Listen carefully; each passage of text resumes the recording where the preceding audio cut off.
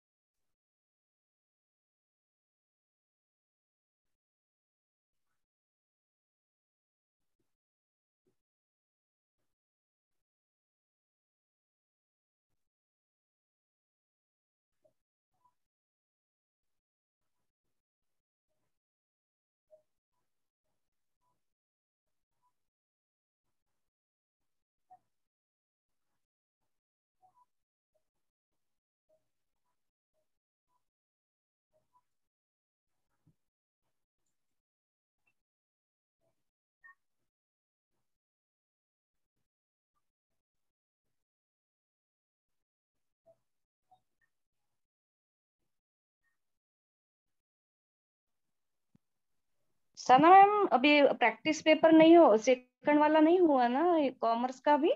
नहीं नहीं, अभी तक प्रैक्टिस पेपर नहीं लिया है। कॉमर्स का मैं ही मतलब मैडम करूंगी complete. But try to best के मैं आपको पहले एक्चुअली कॉमर्स और मैनेजमेंट के बारे में थोड़ा सा डीपली थ्रो प्रैक्टिकल और थ्योरेटिकल चीजें बता दूं, ताकि आप लोगों हाँ को हाँ हाँ। इजी हो जाए, है ना। Yes ma'am. वो बेस्ट पड़ेगा बिकॉज ऑफ डेट के उसे जो भी सिलेबस है अमरावती यूनिवर्सिटी का, वो कैसा है, हाँ। रिलेटेड है हमारे अच्छा। बेसिकली इसके बेस पर जितने भी चैप्टर वाइज है। ठीक है, तो ऑलमोस्ट मैंने चेक किया है। मैं आप लोगों के साथ स्क्रीन शेयर करती हूँ, तो उसमें आपको पता चल जाएगा कि सिलेबस कौन कौन से और मैं कौन कौन से टॉपिक क्लियर कर रही हूँ। ठीक है, तो अगर आपके पास यूजीसी नेट का बुक होगा तो आप वो भी प्रीफर कर सकते हो, बट उसमें थोड़ा सिलेबस वास्ट है और अमरावती यूनिवर्सिटी का एक लिमिटेड है, तो उससे आपको बहुत इजी पड़ जाएगा। अभी देखिए तो इसमें जो हमारा मैंने, कौन सा बुक ज्यादा यूजफुल है, कौन सा यूज करना? मैंने नेट सेट का लाया है, लेकिन उसमें बहुत वास्ट है मैडम। हाँ यूजीसी का बहुत वास्ट है, उतना डीपली नहीं है हम लोगों को एमपेट के लिए। बट अच्छा एटलीस्ट हम लोगों को जैसा बिजनेस कम्युनिकेशन है, देखिए ये जितने भी मैं आपको स्क्रीन शेयर करती हूँ अभी 5 मिनट्स में। अच्छा तो उसके अच्छा बिहाफ अच्छा। में हम लोग क्या करेंगे, जो भी हमारे थ्योरेटिकल प्रैक्टिकल चीजें हैं ना, तो वी हाँ आर हाँ। ट्राई टू आवर बेस्ट के हम कंप्लीट कर लें। ठीक है मैम। ठीक है ना, तो आपको हाँ भी इशू नहीं होगा, मुझे भी सिखाने के लिए इजी हो जाएगा आपको। ठीक है मैम, चलेगा। ठीक है, बेसिकली कैसा हो जाता है कि सिलेबस इतना वास्ट हो जाता है और बहुत टाइम के बाद ओपन करने के बाद हम लोगों को थोड़ा बहुत मेमोराइज होता है, बट डीपली और थ्योरेटिकली और प्रैक्टिकली हम लोग उस चीज को ज्यादा नहीं कर पाते। तो देखिए कल हम लोग ने बिजनेस एनवायरनमेंट का शुरू किया था, एनवायरनमेंट का हमने थोड़ा सा आधा किया था, सेविंग एंड इन्वेस्टमेंट का भी मैं आज थोड़ा सा उसके ऊपर ले लूंगी, क्योंकि प्रवीण सर पूछ रहे थे सेविंग एंड इन्वेस्टमेंट के ऊपर, तो वो थोड़ा सा मैं बता लेती हूँ। लाइक पहले हमने कल नेशनल इनकम के बारे में थोड़ा सा कर लिया था, कंजम्पशन के कितना कंज्यूम करके रखना चाहिए, सेल करना चाहिए, वो देख लिया था। आज सेविंग अच्छा अच्छा। इन्वेस्टमेंट पैरेलल इकोनॉमी, यानी हमारे पास जो सिलेबस सर ने दिया होगा ना कॉमर्स का आपको, उसका हाँ तो हाँ, उसके ये भेजा है ना। हम्म, तो उसकी बात है, उसके बाद देखिए उसके अंदर ऑडिटिंग का भी आ जाता है, तो उसमें कॉस्ट हाँ। एंड रिवेन्यू है, तो उसमें सप्लाई कंसेप्ट क्या है, ये सब भी है। Distribution of marginal distribution, marginal utility wages, उसका है ना एक अच्छा सा फॉर्मेट है मैडम। तो वो मैं आपको अच्छा अच्छा। वेरिएबल जैसे फिक्स कॉस्ट, वेरिएबल कॉस्ट, उसके अंदर हायर लोअर हायर ऐसा लेना होता है, और हाँ उससे हाँ। रिलेटेड बहुत सारे क्वेश्चन इवन यूजीसी नेट में भी आते हैं। ऑलमोस्ट 2 या 3 क्वेश्चन तो मैंने आज चेक किया है मॉक टेस्ट का, मतलब वहां पे साइट पे जाके, तो ऑलमोस्ट दो या अच्छा तीन क्वेश्चन उसी से रिलेटेड थे, ये कॉस्ट अच्छा। वगैरह के बेस पर। उसके बाद इंट्रोडक्शन ऑफ फाइनेंस के बेस पर भी है। उसके बाद अच्छा बीबीए का जो देखो सेमेस्टर 2 बेसिक ऑफ अकाउंटेंसी है, उसके अंदर introduction of accounting, meaning and nature, function and usefulness, accounting concept, double entry concept, accounting system and accounting standard concept. ये सारी चीजें अभी अच्छा हम लोगों को यानी इन्होंने जो दिया है वो हमारे पास अवेलेबल है। एक ठीक सेकेंड है में मैम, ऐड कर लूँ इनको। ठीक है चलेगा। तो ये है, जस्ट वेट। उसके बाद जॉइंट वेंचर भी है, बिल ऑफ एक्सचेंज है, डेप्रिसिएशन है, straight line method, reducing balance method, और रेफरेंस के लिए N Agarwal,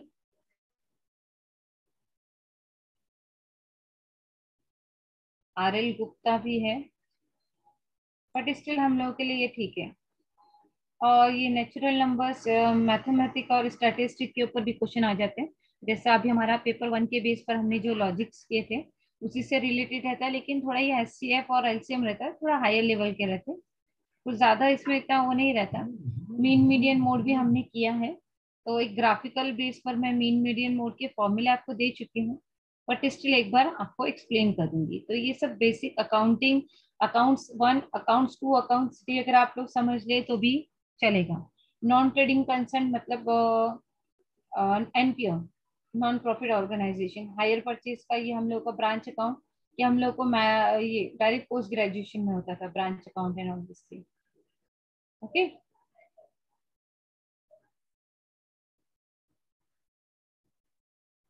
planning, organising, directing, controlling.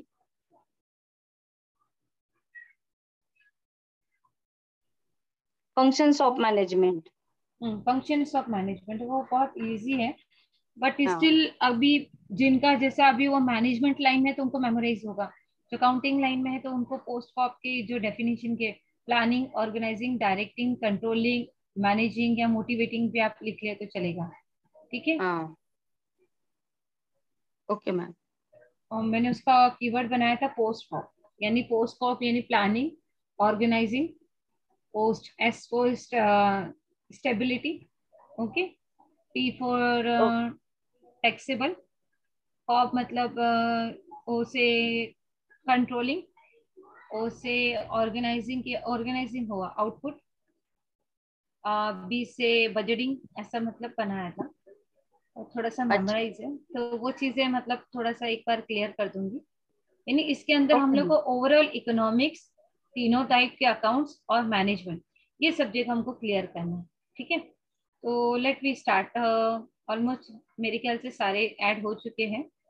ठीक है, so let we start our topic today. कल हमने जो था ये हमारा इन्वायरमेंट का जो था, basically we are started our environment. Environment के बेस पर हमने जब स्टार्ट किया था तो इन्वायरमेंट के बेस पे नेचर ऑफ इन्वायरमेंट हमारा हुआ था, माइक्रो इन्वायरमेंट मतलब इन्वायरमेंट कैसा होगा, economical environment, political, social, technical, ठीक है, सोशल वेलफेयर, ये सारी चीजें हमने की थी। अभी यहाँ पर एक आ जाते हैं, main feature of a consumer protection act. देखिए अभी कंज्यूमर प्रोटेक्शन एक्ट, अभी जो है ना ये जो एक्ट वाले जो क्वेश्चंस है ना, वो आप लोग अगर चाहो तो लिख के रख ले, मैं आपको नोट्स तो शेयर कर दूंगी, बट स्टिल जिनके पास पेपर पेन होगा तो वो जो जो इम्पोर्टेंट नोट्स है ना, बिकॉज ऑफ डेट की जो इम्पोर्टेंस है वो लास्ट टू लास्ट पेपर्स में मैंने जब थ्रो आउट किया है तो उसके अंदर क्वेश्चन उससे रिलेटेड हुए हैं, तो नो डाउट कि वही क्वेश्चन आएगा, बट स्टिल उससे रिलेटेड कुछ होगा तो हमको ये चीज मेमोराइज है।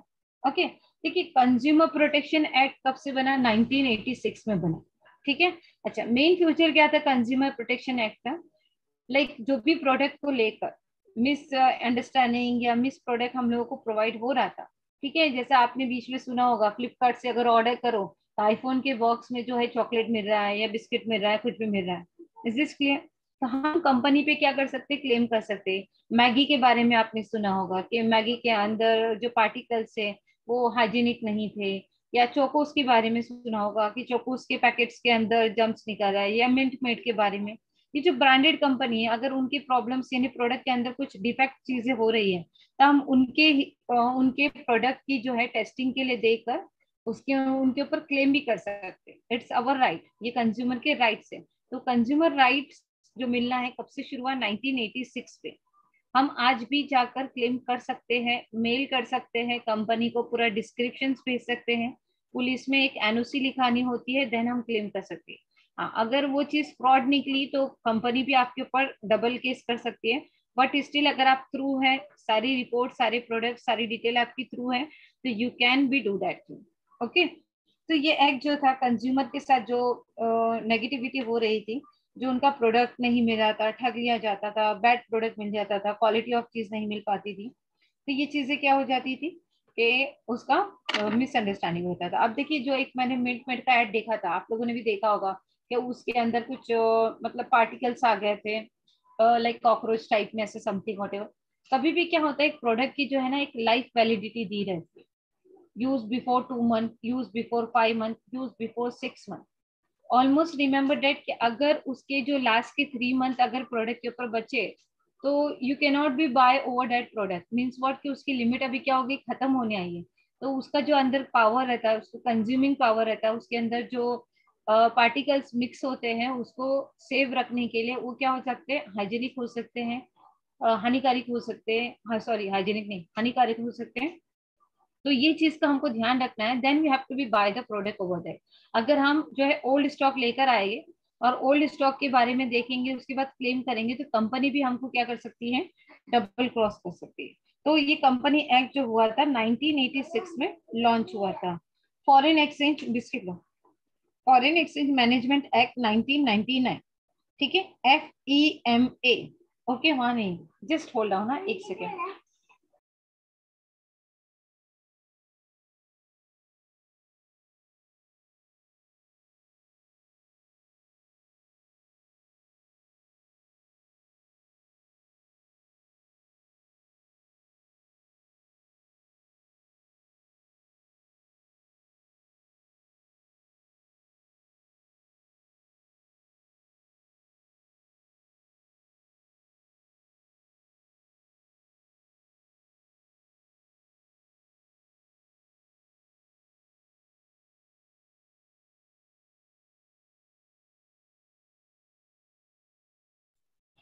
Sorry for the interruption.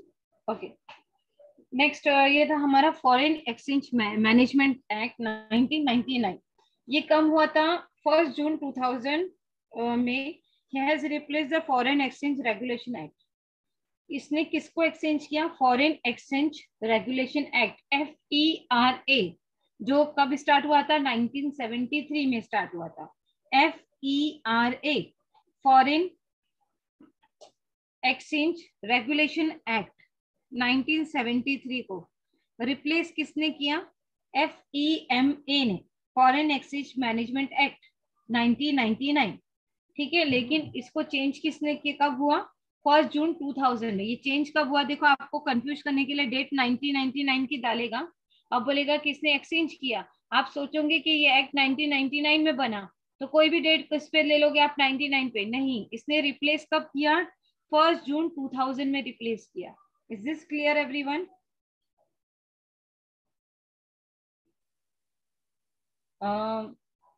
Is this clear? Yes ma'am.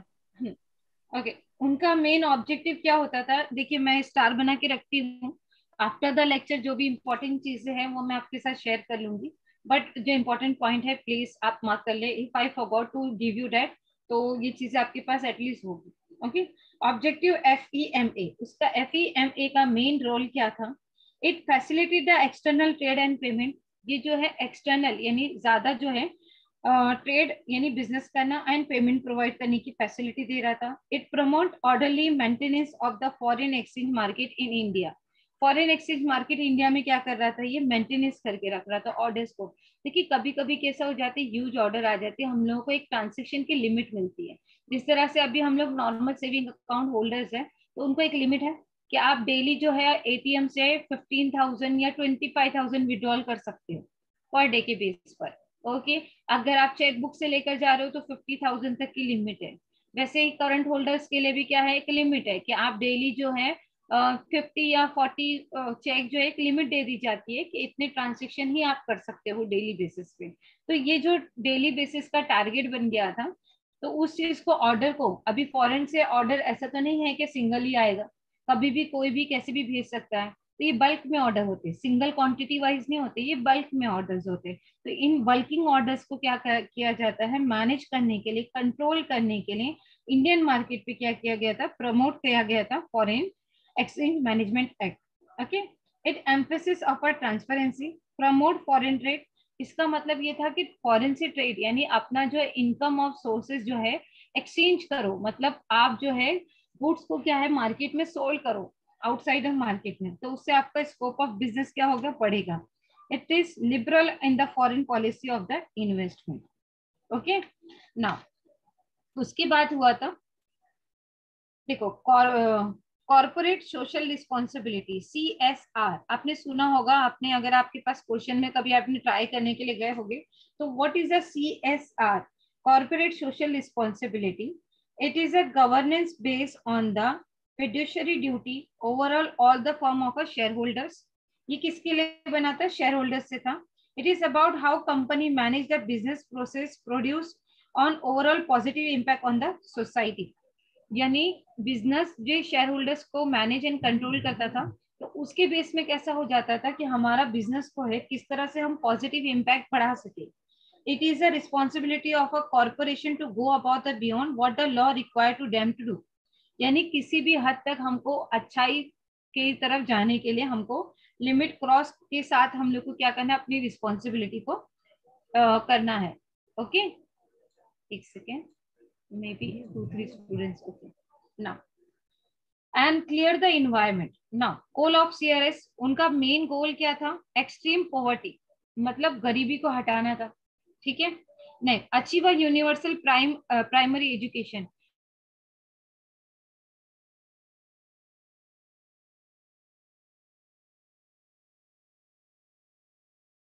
यानी इट इज नॉट कंपल्सरी कि यहाँ पे सिर्फ बॉयज के लिए लिमिटेड है, बॉयज के लिए सीट्स है, यहाँ पर सिर्फ जो है खाली बॉयज को एंट्री होगी, इस तरह के बिजनेस सिर्फ बॉयज करेंगे। ह्यूमन एम्पावरमेंट को भी बढ़ाना है, वो she have a ability to do that thing, तो she can be do it, achieve it. Okay, reduce the child morality, child की मोरालिटी को कम करें। Ensure the environment sustainability and develop the goal of a partnership. यानी इससे हम क्या करेंगे, अगर आज हमारी फील्ड में कोई आ रहा है तो हम क्या करेंगे, उसको दूसरे को भी ऐड करेंगे। देखिए आजकल अभी लॉकडाउन के बाद जो है मार्केटिंग फील्ड में जो है ज्यादा स्कोप बढ़ गया है, क्योंकि अगर आपने देखे होंगे ऑनलाइन मार्केटिंग बहुत बढ़ गई है कि हमारे प्रोडक्ट सेल करने के लिए आप जो है साथ में जुड़े। उसके अंदर आपको किसी कोई कंपनी जो है कोई इन्वेस्टमेंट मांग रही थी, कोई जो है फ्री ऑफ कॉस्ट आपको दे रही थी, उसके अंदर क्या करना था, आपको 500 का एक प्रोडक्ट खरीदना होता था, और उसके बाद आपके कोई फ्रेंड को या कोई रिलेटिव को आपका एक लेफ्ट हैंड एक राइट हैंड बनाना है, फिर वो अपना left hand right hand left hand right hand बनाएगा, तो कंपनी की क्या होगी, ग्रोथ होगी। अगर आप ले रहे हो तो आपके अंडर जो ले रहा है तो उसका बेनिफिट भी आपको मिलेगा, वो लेगा उसका बेनिफिट भी आपको मिलेगा। दैट काइंड ऑफ मार्केटिंग की चेन एक्टिविटी हम इसे कहते हैं, चेन या ट्री डायग्राम आप कह ले, जो है कभी कभी सक्सेसफुली हो जाती है, क्योंकि कन्विंस पावर जिसके अंदर होता है तो they can achieve the that kind of thing over that. But sometime we are fail to do that thing, ऐसा नहीं है कि हर कोई कर लेगा। तो कॉर्पोरेट सोशल रिस्पॉन्सिबिलिटी इंडिया के अंदर क्या आ गया था, ये जो बनी थी कॉर्पोरेट सोशल रिस्पॉन्सिबिलिटी की पावर, इनका मेन मोटिव क्या था कि बिजनेस को डेवलप करना था। अच्छा, इसका जो था following amendment to the companies act 2013 in April 2014, ये कब बना था, 2013 में हुआ था, और ये स्टार्टिंग यानी सेक्शन 135(1), इसका सेक्शन क्या था, 135(1) ब्रैकेट में 1, 135 ब्रैकेट में 1, ये आप लिख के रख लें। ठीक है, लाइक अगर नेटवर्थ है अगर इसका 500 करोड़, टर्नओवर है 1000 करोड़, तो हम लोग क्या करेंगे, नेट प्रॉफिट कितना होगा, हमको 5 करोड़ का अज्यूम करके चलना है कि होगा ही होगा बेनिफिट। अच्छा, ये जो मैंने कराया है आपको टॉपिक एनवायरनमेंट का फर्स्ट पार्ट, उससे रिलेटेड भी आपको क्वेश्चन आ सकते हैं। ना होता है concept of a international business. ठीक है, इंटरनेशनल बिजनेस के ऑब्जेक्टिव क्या है, देखिए पहले तो इंटरनेशनल बिजनेस एक छोटे से माइंड कंसेप्ट से स्टार्ट करते हैं कि एक पहला तो क्या रहता है, एक सोल ट्रेडर रहता है जो सिंगल मार्केट में ओपन स्टैंड होता है और प्रोडक्ट को सोल्ड करता है, वो इन्वेस्टमेंट भी खुद करता है, उसकी लाइबिलिटी भी वो बियर करता है, और बिजनेस को क्या करता है, एंटरटेन करता है, स्टार्ट करता है। उसके बाद क्या हो जाता है, हमारे साथ जुड़ जाते हैं पार्टनरशिप फर्म। पार्टनरशिप फर्म की डेफिनेशन क्या होती है, पहले सोल ट्रेडिंग की, the one man show. One man show means what, the person who is willing to do the business, he is invested their amount of capital into the firm.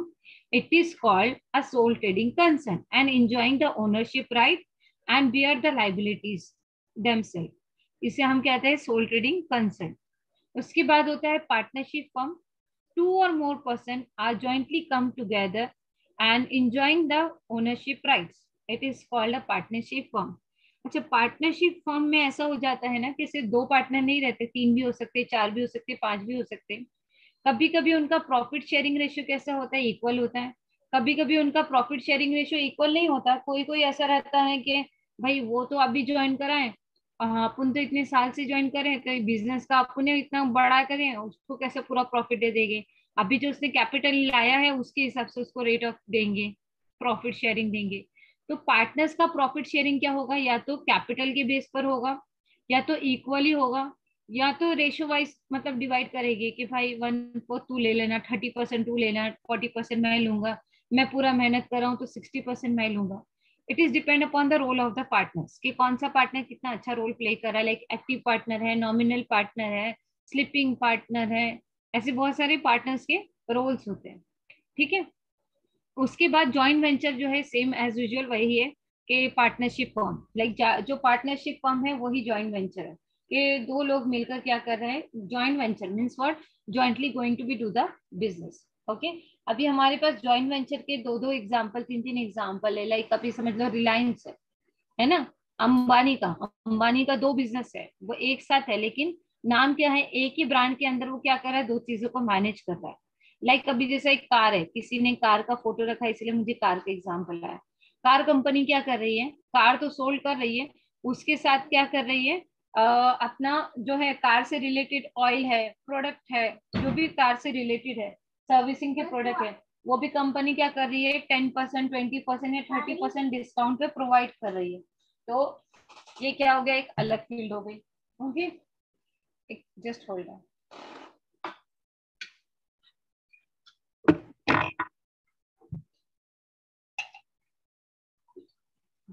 Coincidence.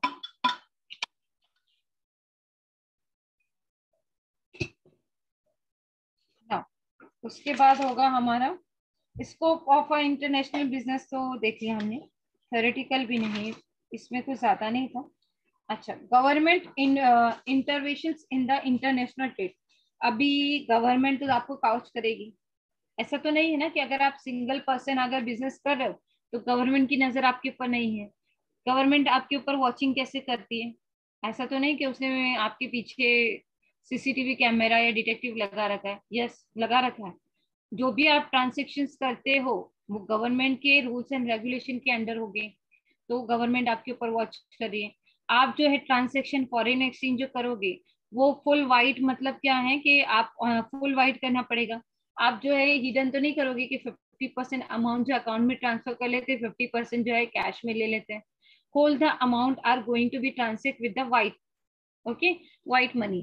तो ये जो white money से transaction होते हैं, तो अभी हम लोग क्या करेंगे, वो वाइट मनी के ट्रांजेक्शन को हम क्या करेंगे, शो करना है। तो गवर्नमेंट इस पे वॉचिंग कर रही है कि डेली इनके जो है ₹1,00,000 के अबाउट ट्रांजेक्शन हो गए, तो he is a liable to pay the tax under the government act. अब अगर आपने गवर्नमेंट को टैक्स नहीं पे किया, आपने सारा पैसा खुद ले लिया, सेविंग कर लिया, बंगला खरीद लिया, गाड़ी कर लिया, उसके बाद क्या हो जाएगी, आपके ऊपर इनकम टैक्स की रेट होगी। You can not be blame over that कि इसने कंप्लेन किया कि उसने कंप्लेन किया। Just as per your transaction record the company can watch you, और बैंकिंग जो है फिर लीगली कर देती है कि इसने टैक्स पे किया है कि नहीं पे किया, और उसके ऊपर आपकी क्या होती है, चेकिंग शुरू हो जाती है। Is this clear? तो ये जो होता है गवर्नमेंट इंटरनेशनल ट्रेड का, तो गवर्नमेंट का पहले तो मैक्सिमाइज सोशल वेलफेयर, इसके लिए बचने के लिए हम क्या करेंगे, देखिए अभी मैं एक एग्जांपल देखती हूँ, ठीक है, बहुत बड़े बड़े, मैं फिल्म स्टार के एग्जांपल क्यों देती हूँ, क्योंकि वो सबको मेमोराइज होते हैं, सबके माइंड में होते हैं।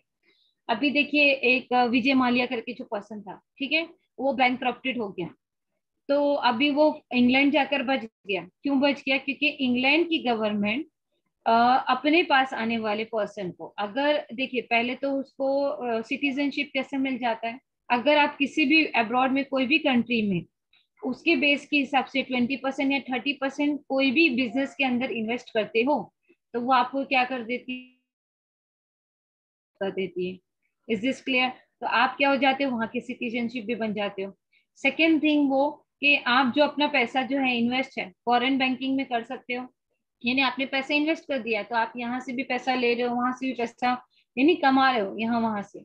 सेकेंड स्टेप कैसा हो जाता है कि वो बैंक करप्टेड बच कैसे गया था, क्योंकि उन्होंने जो है इंग्लैंड की गवर्नमेंट जो है, एक रूल्स है उनका कि अगर कोई भी पर्सन हमारी कंट्री में आता है तो we should provide a help to of them, चाहे वो क्रिमिनल हो कि कुछ भी हो दूसरी कंट्री का, बट हमारी कंट्री में वो क्या है, एक सिटीजन है।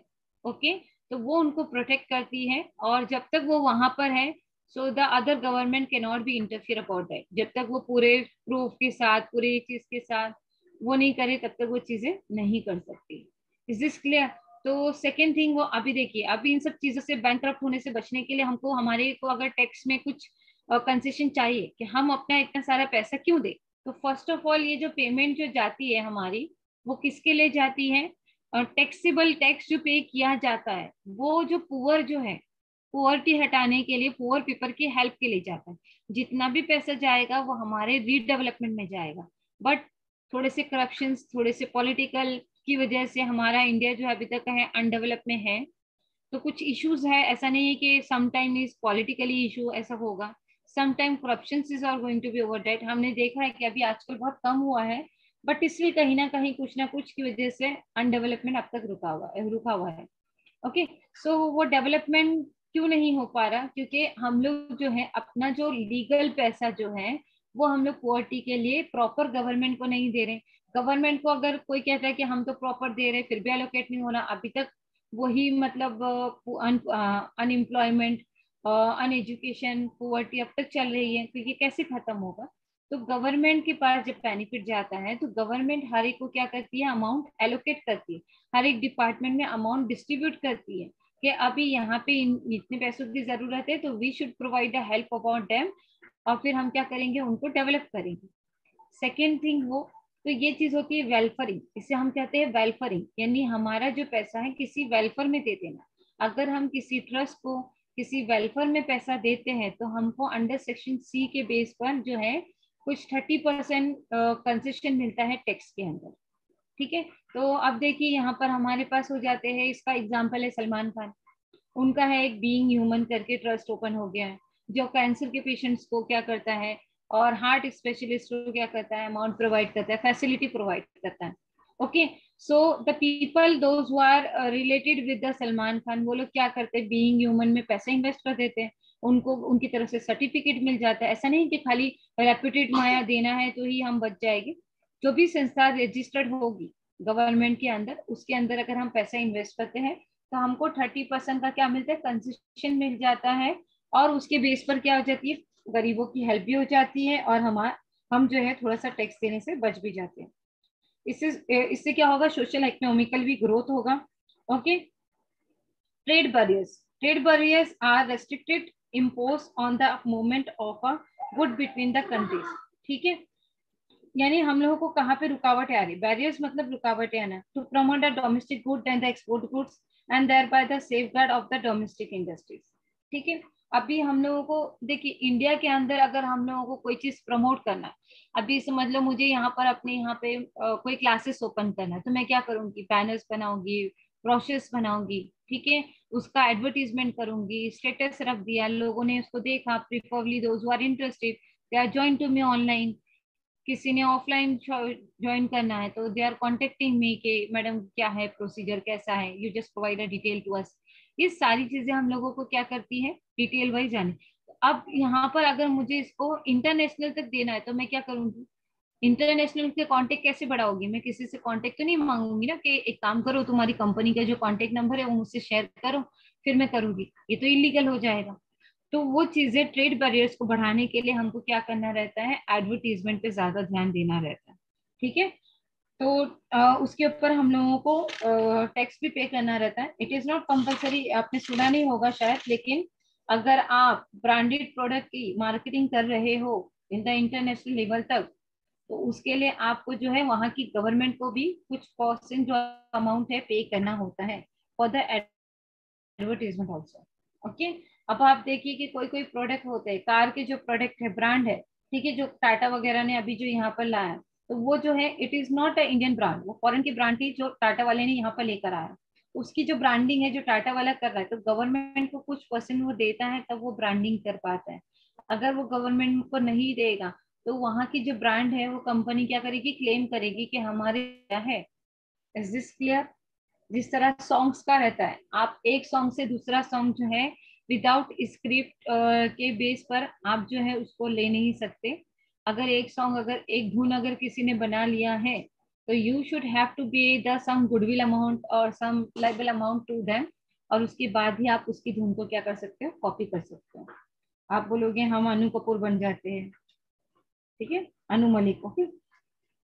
ना, अभी इन्वेस्टमेंट में फॉरेन डायरेक्ट इन्वेस्टमेंट, ठीक है, मैंने कहा ना कि हम लोगों का जो भी इन्वेस्टमेंट होता है उसके ऊपर गवर्नमेंट तो वॉचिंग कर रही है, तो 10%, देखिए ये इंपॉर्टेंट है, the minimum voting right of a shares of the enterprises the foreign investor is the support to control is 10%।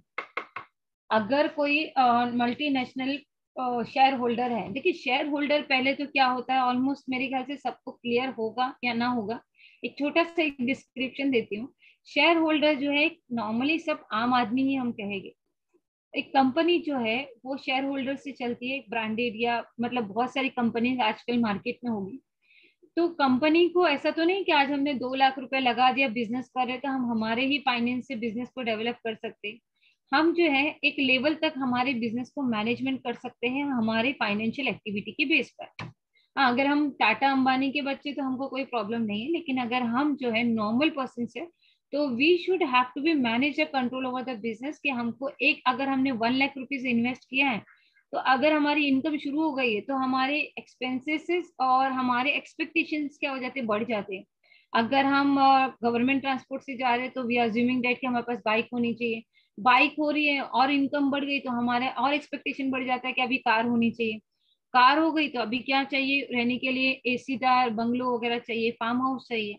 ये हमारी ह्यूमन बीइंग है, यानी एक नेचुरल नेचुरल माइंड है, कि जैसे हम चेंजेस आती जाती, इनकम में ग्रोथ होती जाएगी, वैसे ही हमारे एक्सपेक्टेशन और लिविंग ऑफ एक्सपेक्टेशन क्या हो जाएगी, ग्रोथ हो जाएगी। आज अपन शाहरुख खान को बोलेंगे चलो हमारे जैसे गांव में आके रहो, तो रहेगा क्या?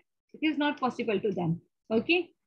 हो सकता है वो रहे, ऐसा कोई, शाहरुख खान मेरा फेवरेट नहीं है, बस एटलीस्ट एग्जाम्पल दे रही थी। Next, second intuition is that कि शेयर मार्केट में जो शेयर होल्डर्स रहते हैं वो भी हम जैसे आम इंसान रहते हैं, लेकिन हमारी इनकम को देखकर कंपनी क्या करती है, हमको शेयर अलॉट करती है, कि आगे जब भी शेयर्स के पैसों की डिमांड होगी, तो this person is liable to pay the amount to us or not, पहले हम वो चेक करेंगे। ओके। तो चलो हमने आपको शेयर अलॉट कर लिया, आप कंपनी के अंदर राइट्स हो गए, पार्टिसिपेंट हो गए, आपको जितने हो गए।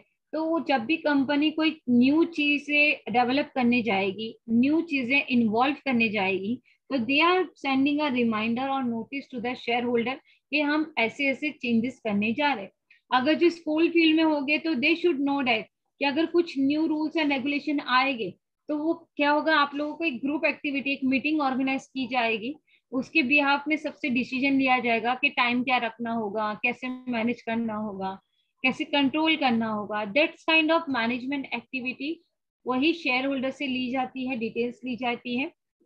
वो शेयर होल्डर्स अगर डोमेस्टिक होगा, डोमेस्टिक होगा यानी सेम कंट्री से होगा, तो कोई इशू नहीं है। अगर वो फॉरेनर होगा, तो उसको कोई राइट्स नहीं है कि हमारे रूल्स एंड रेगुलेशन के बीच में आए, इंटरफेयर करे, बस पैसा हमको देता रहे, जैसा हम दूसरी कंपनी में पैसा लगा रहे हैं, स्विस बैंक में पैसा लगा रहे हैं। तो हमारे राइट्स यानी, और उसके राइट, सामने वाले जो फॉरेन पर्सन है उसके राइट्स कितने हो गए, 10%। This is a most important question to you, कि फॉरेन इन्वेस्टर्स का जो है डिसीजन के बेस पर, ठीक है, कितना परसेंट होता है, 10% होता है। Is this clear everyone?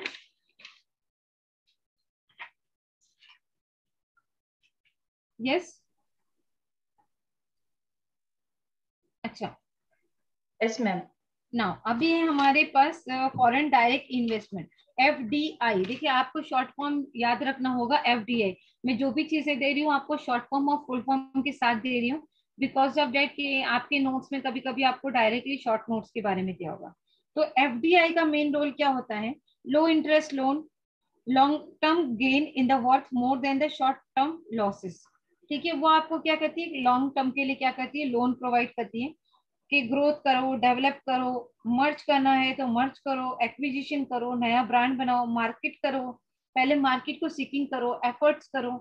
उसके अंदर कितना एफर्ट्स डाल सकते हैं, स्ट्रेटेजीज डाल सकते हैं। ठीक है, एफर्ट्स मतलब हमारा इंट्यूशन। अभी देखिए अभी हम लोगों ने ये क्लासेस का जो है ऑनलाइन का ओपन अप किया, ओके, पेपर वन से रिलेटेड आप लोगों को ऑर्गेनाइज किया।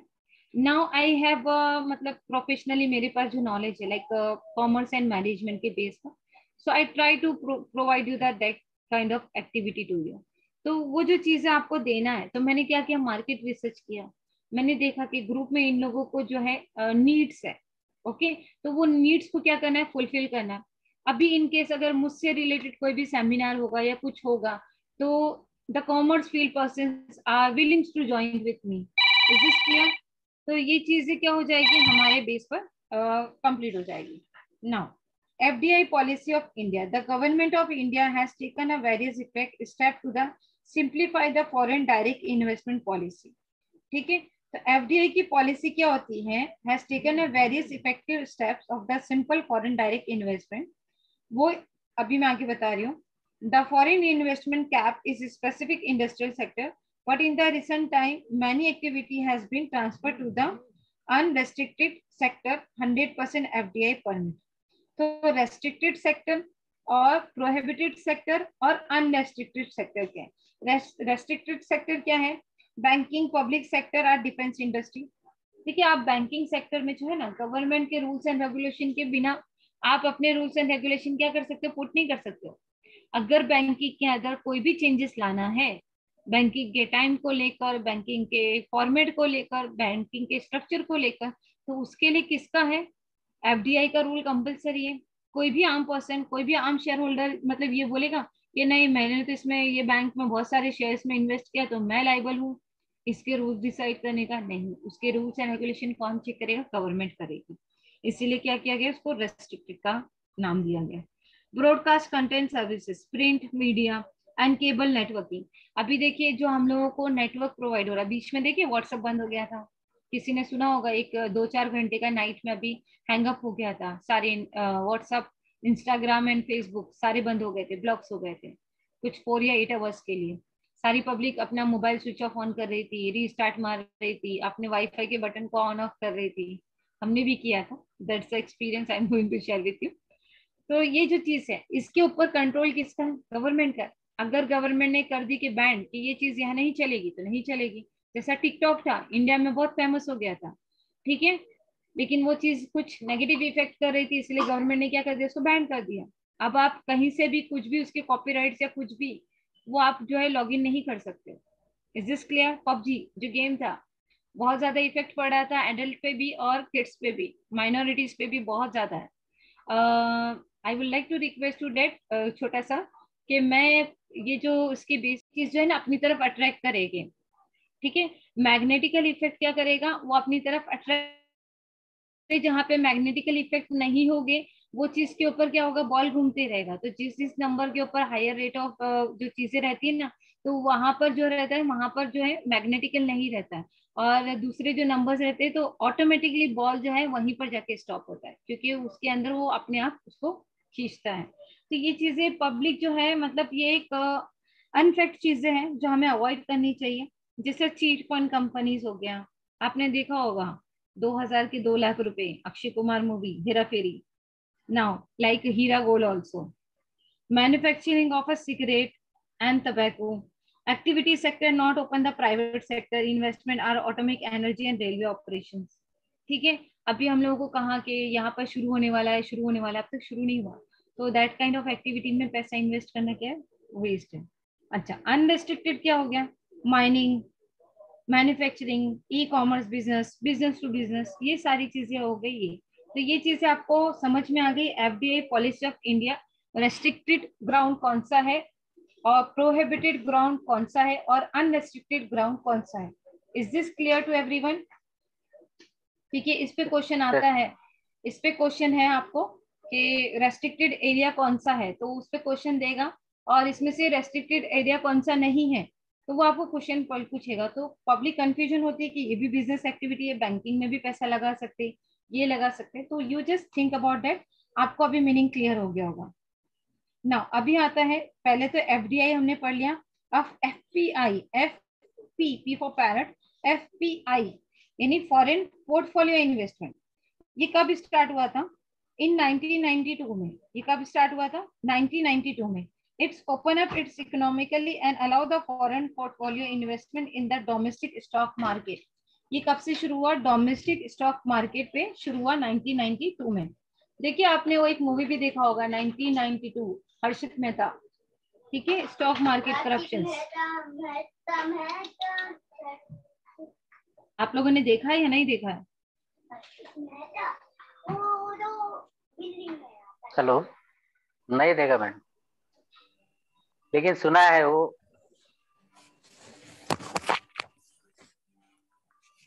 रिलेटेड होगे ना, उन्हीं को मूवी समझ में आएगी, अदरवाइज सबको ऐसा लगेगा कि बाउंसर है, क्या समझ में नहीं आ रहा. बिकॉज ऑफ डेट के मैं एक छोटा सा आपको एक बता देती हूँ ताकि आपको देखने में इंटरेस्ट आए. उसके अंदर बेसिकली, एक सेकेंड,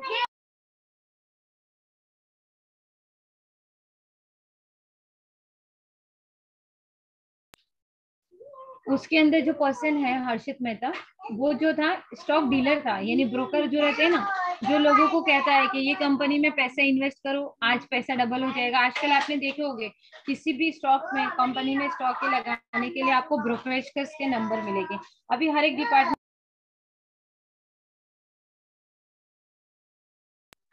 आपको ब्रोकर्स मिलेंगे. ठीक है, तो ब्रोकर्स मिलेंगे, तो ब्रोकर्स आपको आइडिया देते हैं कि आप यहाँ पे घर लीजिए, आपके लिए बेनिफिटेड होगा. ये देखिए सीपीएस वाला घर, ये वो. तो हर्षित मेहता जो पर्सन थे, उन्होंने कंपनी, उन्होंने अपने मतलब मैंने बताया ना कन्विंस पावर, उनके अंदर इतना कन्विंस पावर था ना कि पब्लिक जो है उनके कम्युनिकेशन वे को देखकर अट्रैक्शन होकर अपना जो पैसा पूरा जो इन्वेस्ट करने के लिए रेडी हो जाती थी. और ऐसा नहीं, लोगों ने जहां पर उनके बोलने पर 100 लगाने थे, वहां पर उन्होंने 1000 की जगह लाख ऑफ रुपीज लगाए थे.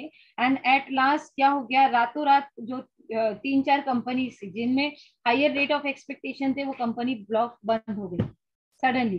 क्योंकि एक्चुअली ये जो मार्केट होता है उसमें भी मैंने बताया ना, बैटिंग वगैरह के बहुत चीजें ऑप्शनल्स रहती है, ऐसा नहीं कि नहीं रहता है. हम लोग कभी भी जजमेंट नहीं दे सकते कि आज इसके शेयर्स ऊपर जाए कि आज इसके. वो बहुत एक्सपर्ट जो रहते हैं ना, जिनको मार्केटिंग का बहुत नॉलेज हो जाता है, expert to expert, those are working inside the marketing department, सिर्फ वही शेयर कर सकते हैं इस डील को.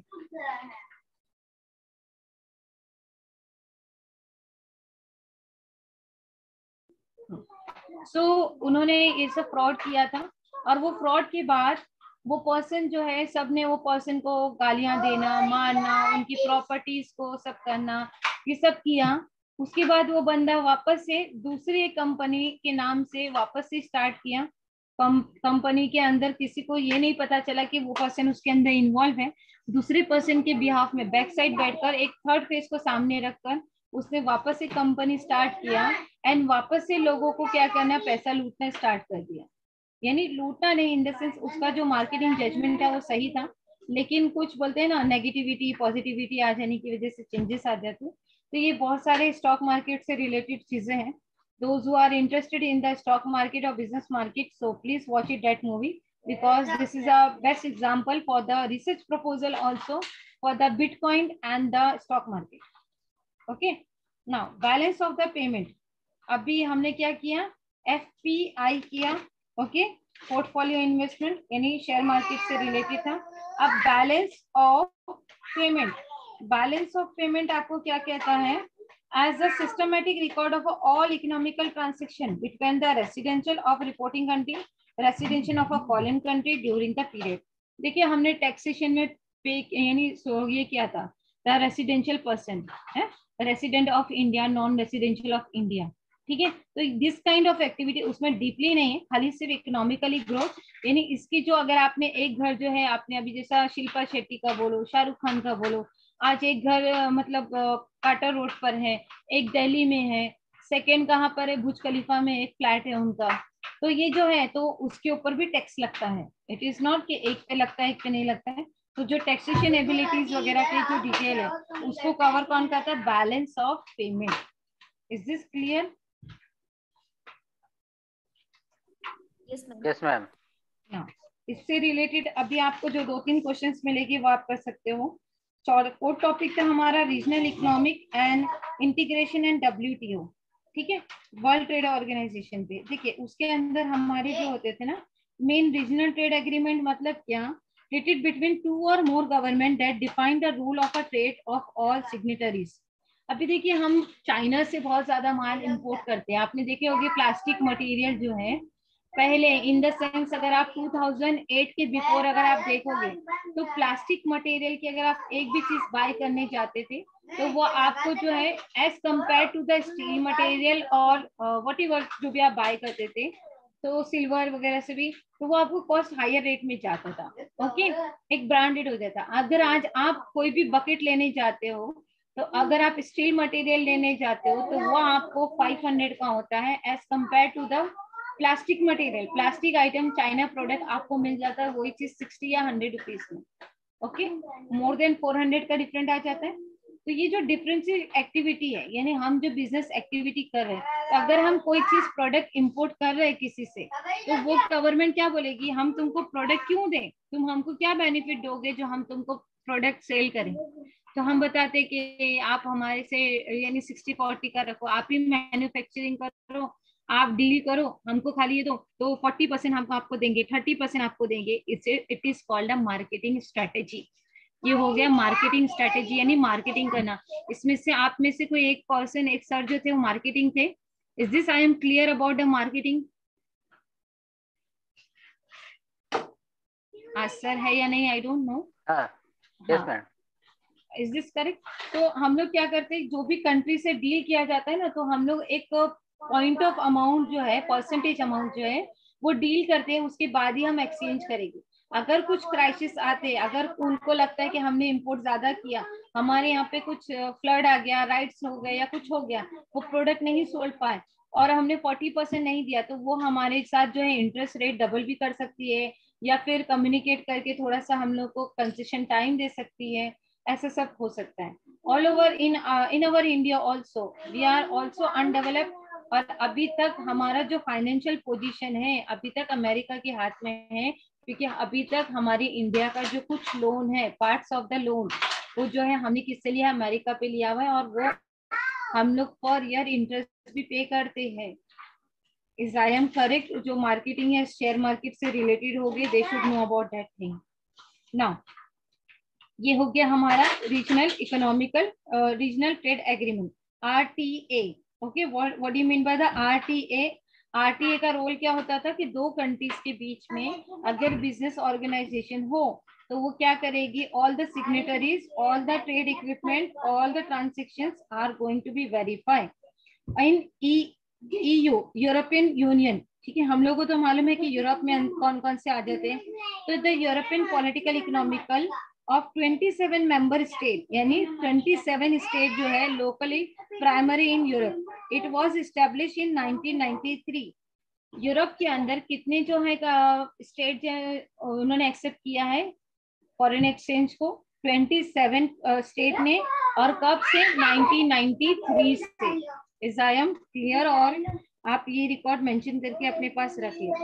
Okay, European union.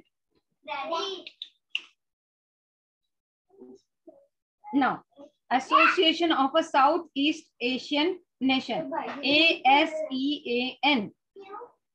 ओके, अब AS ये भी प्लीज लिख के रख लें, ASEAN was established on 8 August 1947, okay, Bangkok by the 5 original member countries। ठीक है, ये कब से स्टार्ट हुआ था, 1947 में। किसने स्टार्ट किया था, इन बैंकॉक से स्टार्ट हुआ था। 5 ओरिजिनल मेंबर कंट्रीज, जिसमें ओरिजिनल कंट्रीज कौन कौन सी थी? Indonesia, Malaysia, Philippines, Singapore and Thailand. Okay, IMPST.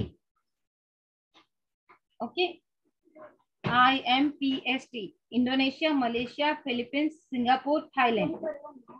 Now joint, फिर ब्यूनिस दारुसलाम ज्वाइंट ऑन 8 जनवरी 1984. मैं आपको ये भेज दूंगी, ये इंपॉर्टेंट मतलब पूरा है. इससे ये जो डेट के वाइज से आपको जो क्वेश्चन है ना वो कंपलसरी आते हैं. नो डाउट कि आपको पूछा जाएगा या नहीं जाएगा, बट इससे जो मैंने प्रीवियस के पेपर्स चेक किए हैं उसके अंदर जो है ना पूछे जाते हैं.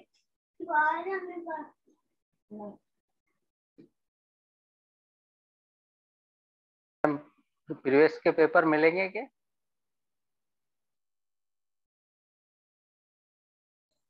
इससे रिलेटेड जो क्वेश्चन बैंक मेरे पास है ना sir, I am try to send you that kind of study material over that. Okay, ये जो टॉपिक्स मैं आपको बता रही हूँ ना, इससे रिलेटेड अगर किसी के पास UGC नेट का बुक होगा ना, उसके अंदर आपको क्वेश्चंस मिल जाएंगे. और जिनके पास नहीं है सो प्लीज मैसेज में, तो मैं उनको जो है ये एक PDF वाइज सेंड कर दूंगी. ओके, यानी इंपॉर्टेंट जो क्वेश्चंस है वो आपको इसके यानी पिक्चर्स सेंड कर दूंगी जिसके ऊपर क्वेश्चन टिक मार्क हो गए कि वो इंपॉर्टेंट क्वेश्चंस है. Okay everyone, thank you. फिर हो जाता है ASE के फंडामेंटल प्रिंसिपल ऑफ ASE है. ये क्यों शुरू हुआ था? जिस तरह से हर एक जो ग्रुप है, जो भी एक्टिविटी शुरू होती है, वो क्यों शुरू हुई थी?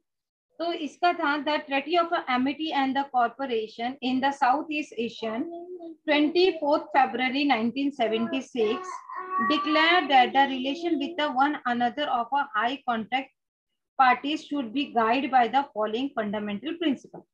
उनका मेन क्या था कि एक जो है ग्रुप बना के चलते हैं. देखिए ये जो चीज है ना, सोशियोलॉजी के जो स्टूडेंट्स है ना उनके लिए भी इम्पोर्टेंट थी, क्योंकि सोशियोलॉजी के अंदर भी चैप्टर जा रहा था. और इससे रिलेटेड मैंने 9th के सिलेबस में स्टडी किया है कि ये जो बना था ना, देखो सोवियत इंडिया वगैरह आपने नाम सुना होगा. अभी एक रेड कलर का रहता है, उसके अंदर जिस किसान वगैरह का जो रहता है ना वैसा.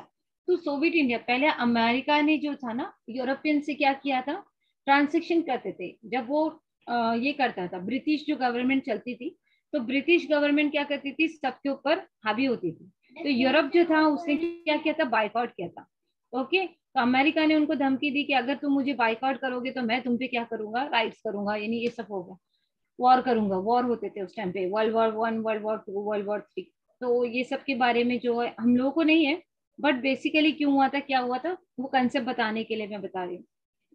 तो ये जो सिस्टम था, War I जब शुरू होने वाला था, तो उसके बेस पर जो 2-3 कंट्रीज थी उन्होंने क्या कहा कि हम अमेरिका को बाइकआउट करेंगे, उससे प्रोडक्ट लेंगे नहीं, हम दूसरी कंट्री से प्रोडक्ट लेंगे और सोल्ड करेंगे. क्योंकि अमेरिका का जो टैक्स रेट था वो हायर था. ओके, हायर रेट ऑफ पे टैक्स करने के बेस पर हम अमेरिका को क्या करते थे, बाइकआउट करते थे. अब अमेरिका इतनी आसान छोटी कंट्री तो नहीं है, उसको आया गुस्सा, उसने कर दिया वॉर. तो कुछ वॉर के अंदर जो थे अमेरिका को सपोर्ट करने वाले कंट्रीज भी थे. क्योंकि देखो हम लोग जो है किसी के ऊपर डायरेक्टली जो है ना ये नहीं कर सकते वॉर. हम किसी के ऊपर आर्ग्यूमेंट भी करते हैं स्टेप बाय स्टेप, किसी को उसके बारे में बोलेंगे, फिर वो उसको बोलेगा, फिर वो उसको बोलेगा. तो वैसे अमेरिका के साथ 4-5 कंट्री इन्वॉल्व थी, और दूसरी जो कंट्रीज थी जर्मनी वगैरह, उसके साथ 4-5 कंट्री इन्वॉल्व थी. तो इन दोनों के बीच में क्या हो गया, वॉर हो गया. तो फर्स्ट वर्ल्ड वॉर में क्या हो गया, जो दूसरी कंट्री जो बाइकआउट कर रही थी वो हार गई. सेकेंड वापस से दूसरी कंट्रीज का ग्रुप बना और पावरफुल में हो गए, अलाइन पावर बोलते हैं, अलाइड पावर, अलाइन पावर.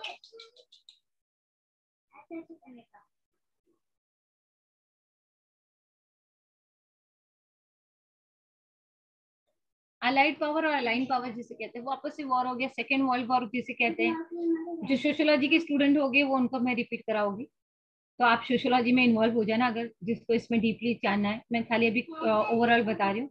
तो सेकेंड वर्ल्ड वॉर हो गया. अब सेकेंड वर्ल्ड वॉर में भी वापस से अमेरिका जीत गया. अब थर्ड क्या करेंगे, उसमें हमारा जब इंडिया क्या कर रहा था, वॉच देख रहा था. हमारे जवाहरलाल नेहरू ने क्या किए कि भाई तुम अपना अलग लो, तुम अपना अलग लो, ना हम तुम्हारे से प्रोडक्ट लेंगे, ना हम तुमको प्रोडक्ट बेचेंगे. हम हमारे प्रोडक्ट हमारी कंट्री में ही लेंगे, हमारी कंट्री में बेचेंगे, हमारा ही करेंगे. तो ऐसा सिस्टम हुआ. हम लोग क्या हो गए, सोवियत इंडिया बन गए. सोवियत इंडिया को सपोर्ट करने के लिए और 5-6 कंट्रीज आ गई। अमेरिका हमारे ऊपर वॉर नहीं कर पाए क्योंकि उसने ना हमने उससे आर्ग्यूमेंट किया ना उसने हमसे आर्ग्यूमेंट की। इससे कहा गया था कोल्ड वॉर, यानी ठंडे दिमाग से करने वाला वॉर। यानी हमने अमेरिका को बाइकआउट किया, लेकिन उसमें ना हमारी कंट्रीज पे ज्यादा इफेक्ट, मतलब थोड़ा सा फाइनेंशियली पड़ा था, इकोनॉमिकली हुआ था, लेकिन जो है पॉपुलेशन और जैसा पब्लिक के साथ जो इंटरफेरेंस जितना हुआ था, जितना लॉस हुआ था हमारे आर्मी ऑफिसर्स वगैरह, उनकी जान थोड़ी बच गई। बाकी दूसरी कंट्रीज जो थी ये वॉर वगैरह के चक्कर में फंस गई थी। तो सोवियत इंडिया ये आपको अभी समझ में आ गया हो गया, कोल्ड वॉर समझ में आ गया हो गया, वर्ल्ड वॉर 1 कब हुआ था, वर्ल्ड वॉर 2 कब हुआ था, उनपे डीपली नहीं जाना है। तो ये जो एशियन जो बना था ना, तो ये वैसे ही जो था ना हम लोग का बिजनेस करने का जो ग्रुप था ना, जिसको हम एशियन कहते हैं, तो ये जो 5 और 6 कंट्रीज का मिलकर जो ग्रुप बना था वो तभी डिक्लेयर हुआ था। और इनका मेन मोटिव था कि एक साथ मिलकर काम करना है, ये चीजों को बाइकआउट करना है, इनको इतना रेट ऑफ टैक्स नहीं देना है, हमको ऐसा करना है। Now is this clear? Yes ma'am. हाँ, फिर उसके बाद हुई थी सार्क, SAARC, ठीक है, वो 1985 में हुई थी 8 दिसंबर में। देखिए जिसको मैंने कहा ना कि इंडिया को जो सपोर्ट के लिए साथ में थी Bangladesh, Bhutan, India, Maldives, Nepal, Pakistan and Sri Lanka adopted its character provide the promote of economical and social progress, cultural development within the South Asia region and also for the friendship of cooperation and development countries। इसका सारा credit जाता था जवाहरलाल नेहरू को, जिन्होंने एकदम friendly relations और cooperation और coordination के थ्रू से इस चीज को अंजाम दिया था। और सार्क में जो है ये जो 5 और 7 कंट्रीज का जो डेटा था मैंने बताया ना, Bhutan, India, Maldives, Bangladesh, Nepal, Pakistan, Sri Lanka, 7 of countries, 7 को उसने क्या नाम दे दिया, सार्क। 7 से 7। देखिए सार्क में आपको पूछा जा सकता है how many countries are involve in the SAARC, तो 7 countries are involve in the SAARC. उनका मेन मोटिव क्या था, कोऑर्डिनेशन करके और ये करना, बिजनेस को डेवलप करना ना। अफगानिस्तान ज्वाइंट ऑर्गेनाइजेशन इन 2007, फिर उसके बाद अफगानिस्तान हमारे साथ जुड़ गया, कौन से ईयर में, 2007 में, ठीक है। Now foreign secrecy held twice in a year in headquarter in Kathmandu and Nepal. अच्छा, इससे रिलेटेड हमारे ग्रुप के अंदर जो है कुछ नेगेटिविटी तो नहीं आ रही, कुछ ये तो नहीं आ रही, तो इसका हमको बैकअप भी लेना पड़ता है ना, कोई भी चीज का हमको क्या करना पड़ता है, बैकअप करना पड़ता है। तो ये बैकअप के लिए जो चीजें प्रोसीजर था ये कहाँ से स्टार्ट हुआ था, हमारे हमने एक हेडक्वार्टर बना दिया था कि सारी कंट्री, ऐसा तो नहीं कि आपको इंडिया उठ कर आना पड़ेगा, आपको पाकिस्तान जाना पड़ेगा, एक प्लेस बना दिया नेपाल, काठमांडू, वहां पर जाके सारे लोग मिलते थे, सारी कंट्री से 7 कंट्रीज के जो प्राइम मिनिस्टर है वो एक साथ मिलते थे, कोऑर्डिनेट करते थे और डिसीजन लेते थे। Is this clear now? SAARC के बारे में भी आपको क्लियर हो गया होगा?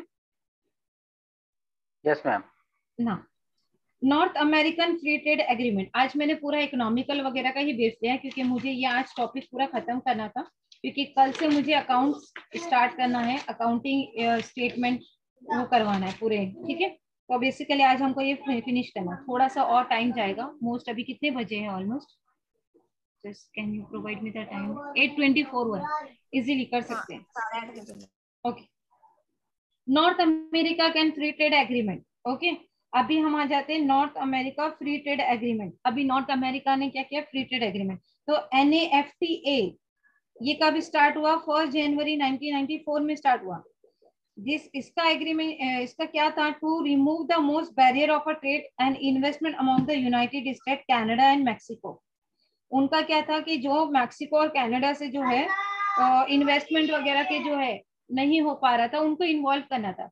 यानी जैसे मैंने बताया ना कि सोवियत इंडिया अलग बन गया, ये अलग बन गया, हम थोड़े से सेफ थे, वॉर करने वालों को वॉर करने दिया, हमने कोल्ड वॉर किया और ठंडे से हम सेपरेट होकर अच्छे से हो गए।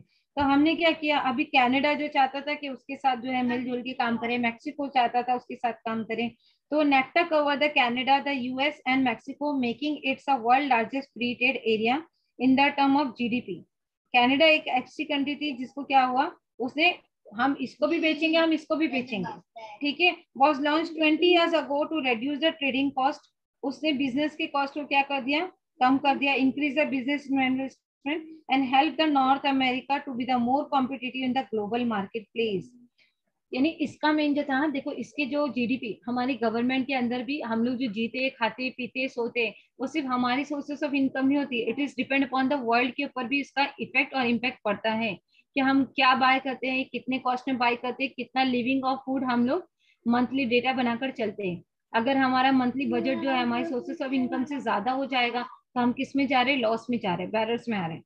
तो ये चीजें जो कंट्रीज थी वो बैरर्स में आ रही थी। अब उनकी कंट्री में कोई ट्रेड इंपोर्ट नहीं कर पा रहा था, तो उन्होंने क्या बेनिफिट किया कि अगर हमारी कंपनी से या हमारी कंट्री से, सॉरी कंपनी, हमारी कंट्री से अगर आप लोग डील करते हो तो हम लोग कितने रेट्स में, 20% लेस में आपको क्या करेंगे, वो प्रोडक्ट क्या करेंगे, 20 ईयर्स आपको, सॉरी रेट नहीं बताया उसने, कुछ जीडीपी रेट में क्या किया, फ्री ट्रेड। मतलब जो टैक्स होगा ना इंपोर्ट एक्सपोर्ट पे, जो टैक्स पे करना होता था, देखिए अभी भी आज अगर आप पानी का बॉटल या नमक का भी पैकेट, अभी आजकल तो सब पे करते हैं, गांधी जी ने बंद करवा दिया था, लेकिन अगर आज आप अपना ब्रांडेड कोई भी नमक देखिए ऑर्गेनिक वगैरह, तो उस पे जीएसटी और वगैरह का वो लोगो रहता है, हम देखते नहीं है। हम चाहे तो क्लेम कर सकते हैं, आज सत्याग्रह करने के लिए कोई भी खड़ा नहीं होगा मेरे साथ, तो क्लेम कर सकते हैं हम कि नहीं होना चाहिए, बट ये हम उसको फिल्टरिंग करते ये करते तो government should pay the tax over that, public दे देती है, वो 16 रुपीज का देकर देती है। वही जो सॉल्ट है, अगर यू इमेजिन डेट कि अगर आप 2008 में जाओ तो वो आपको 8 रुपीज का 1 kg आता था, आज 25 kg आपका सॉल्ट हो गया।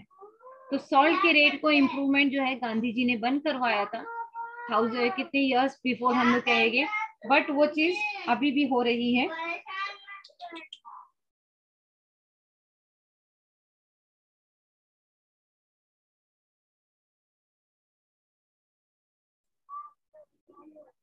तो जीडीपी रेट का क्या हो गया था, उन्होंने फ्री ट्रेड कर दिया कि आप आए हमारे साथ बिजनेस कर लें। तो NAFTA was signed to President George H.W. Bush, Mexican President Salines, and Canadian Prime Minister Brian Mulroney in 1992. It was ratified by the legislation of a three countries 1993.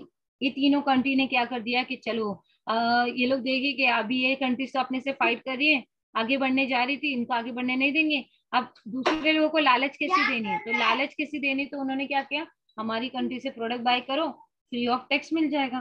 तो ये उन्होंने लालच दिया, तो अभी दूसरी कंट्रीज तो है, एक कंट्रीज 7 कंट्रीज जो थी सेपरेटली, अदर कंट्रीज भी तो है वर्ल्ड के अंदर, तो उन्होंने क्या किया, उनके साथ मिलकर काम करना शुरू कर दिया।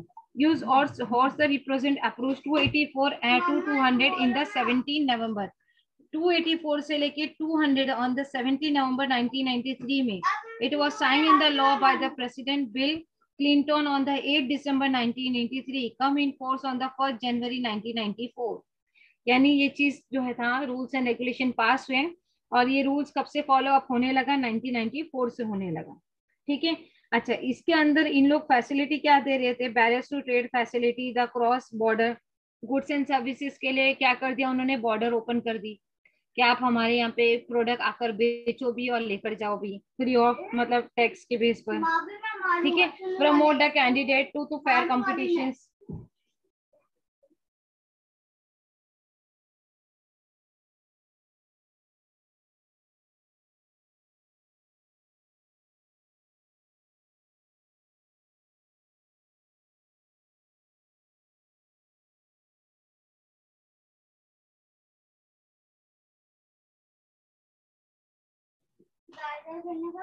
ना promote a condition of a fair competition. देखिए ये एक तरह का लालच था जो अमेरिका हमको दे रही थी, ताकि हमको रूल्स एंड रेगुलेशन, यानी उनका देखिए पहले से एक छल और कपट का हमको याद रखना है कि कोई पर्सन जो है डायरेक्टली जो पहले अगर हमको आगे बढ़ने नहीं दे रहा था, अगर आज वो हमको बोलता है कि चलो आगे बढ़ो हम तुम्हारे साथ है, तो बाद में वो हमारी टांग खींच के हमको गिरा भी सकता है।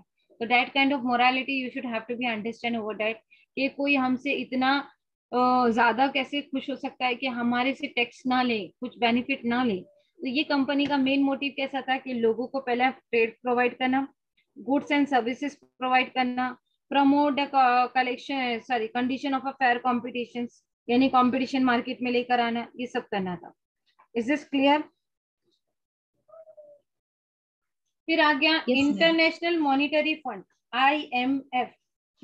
ये क्या बताता था, which come into the existence 27 December 1945। ये सेटअप हुआ था यूनाइटेड नेशन मॉनिटरी में। Conference 45 countries held the battle wood of a new empires in headquarter in the Washington. उनका हेडक्वार्टर कहाँ था, देखो 45 कंट्रीज को क्या किया था उसने, अपने साथ कर लिया था, और उनका जो था वॉशिंगटन DC के अंदर गवर्नमेंट अकाउंटिंग, यानी वहां पर डिसाइडेड होता था इकोनॉमिकल डेवलपमेंट, ये चीजें करनी, ये चीजें नहीं। सार्क का कहाँ होता था, काठमांडू नेपाल में। फिर इसका NAFTA का कहाँ पर होता था? वॉशिंगटन में। Is this clear? सिर्फ याद रखना है आपको। Yes ma'am. ओके, अभी आ जाते हैं वर्ल्ड बैंक। ठीक है, वर्ल्ड बैंक के अंदर क्या हो जाता है, क्यों बना था ये वर्ल्ड बैंक? IBRDA और IDA, ये सब के बारे में फुल फॉर्म बता देती हूँ मैं आपको। International Financial Corporation, IFC, promote the private sector investment by supporting a higher stock of the sector.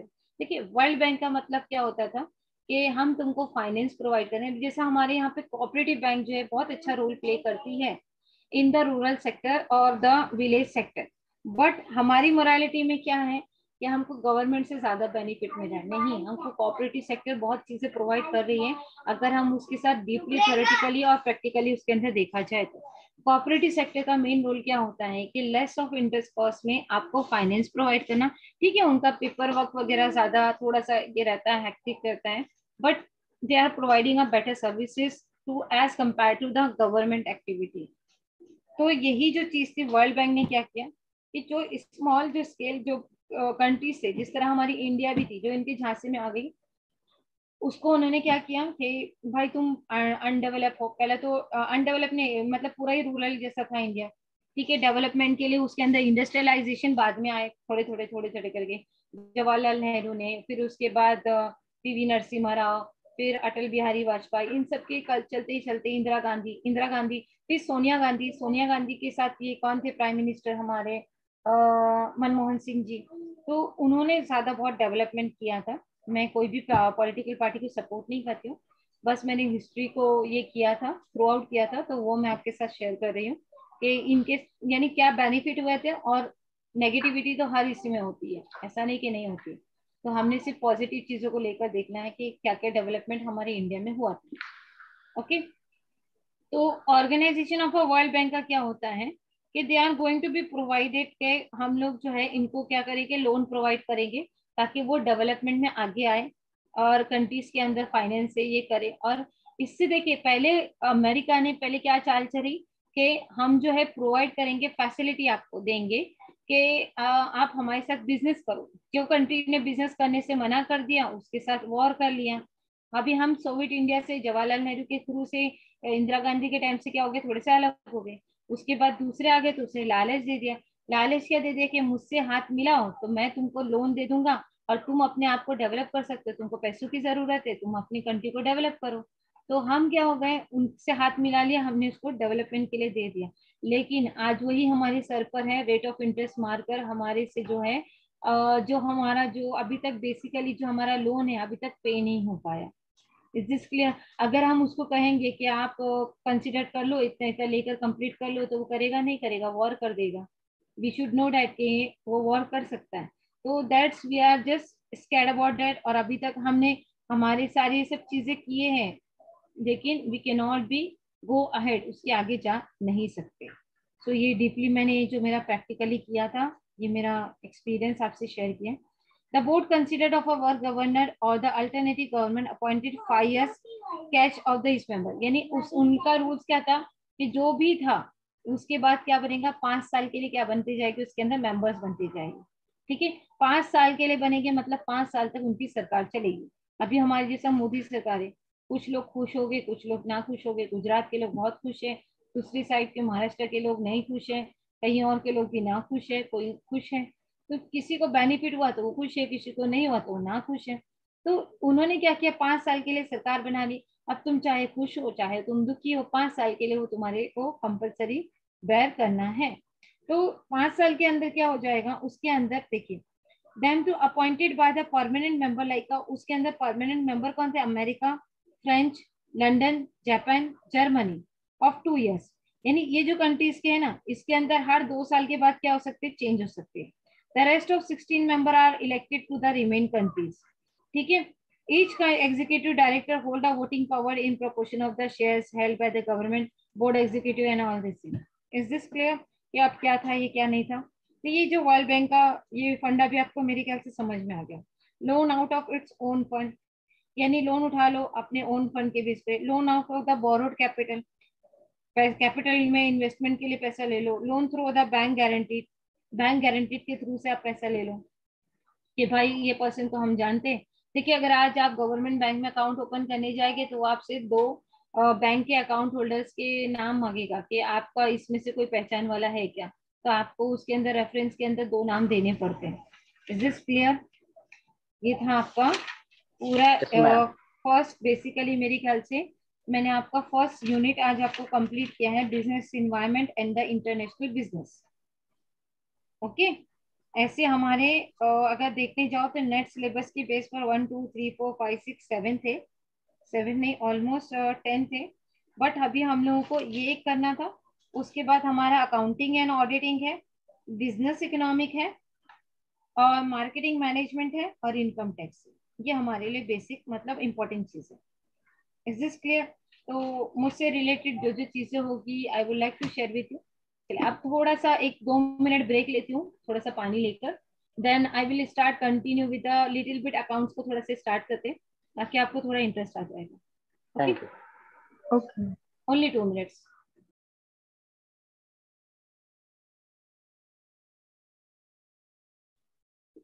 ये चैप्टर से रिलेटेड अगर किसी को क्वेरी है तो प्लीज मुझसे क्वेश्चन कर ले।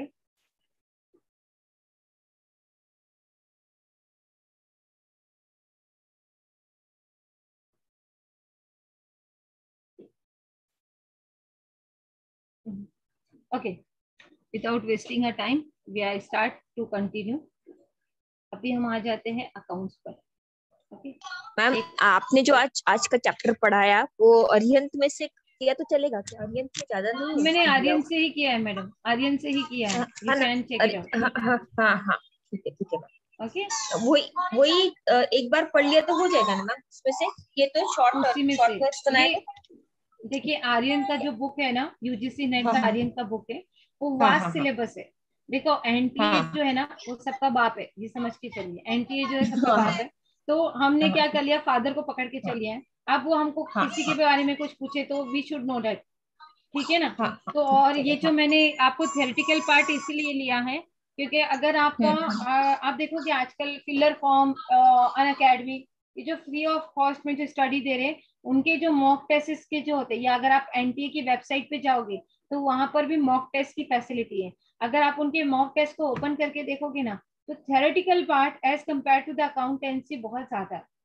ठीक है, जो कॉमर्स की फील्ड में है ना, अकाउंट से हाँ रिलेटेड आपको रेशियो एनालिसिस है, और कैलकुलेशन ऑफ रेशियो है, मीन मीडियन मोड है, उसके बाद वेरायंस है, और इकोनॉमिकल एक्टिविटी है, डिमांड सप्लाई वगैरह के बारे में, और ये इन्वायरमेंट के बारे में था, बिजनेस इकोनॉमिकल के बारे में था, मार्केटिंग स्ट्रेटेजी के बारे में था, और मार्केटिंग ये बैंकिंग के बारे में था।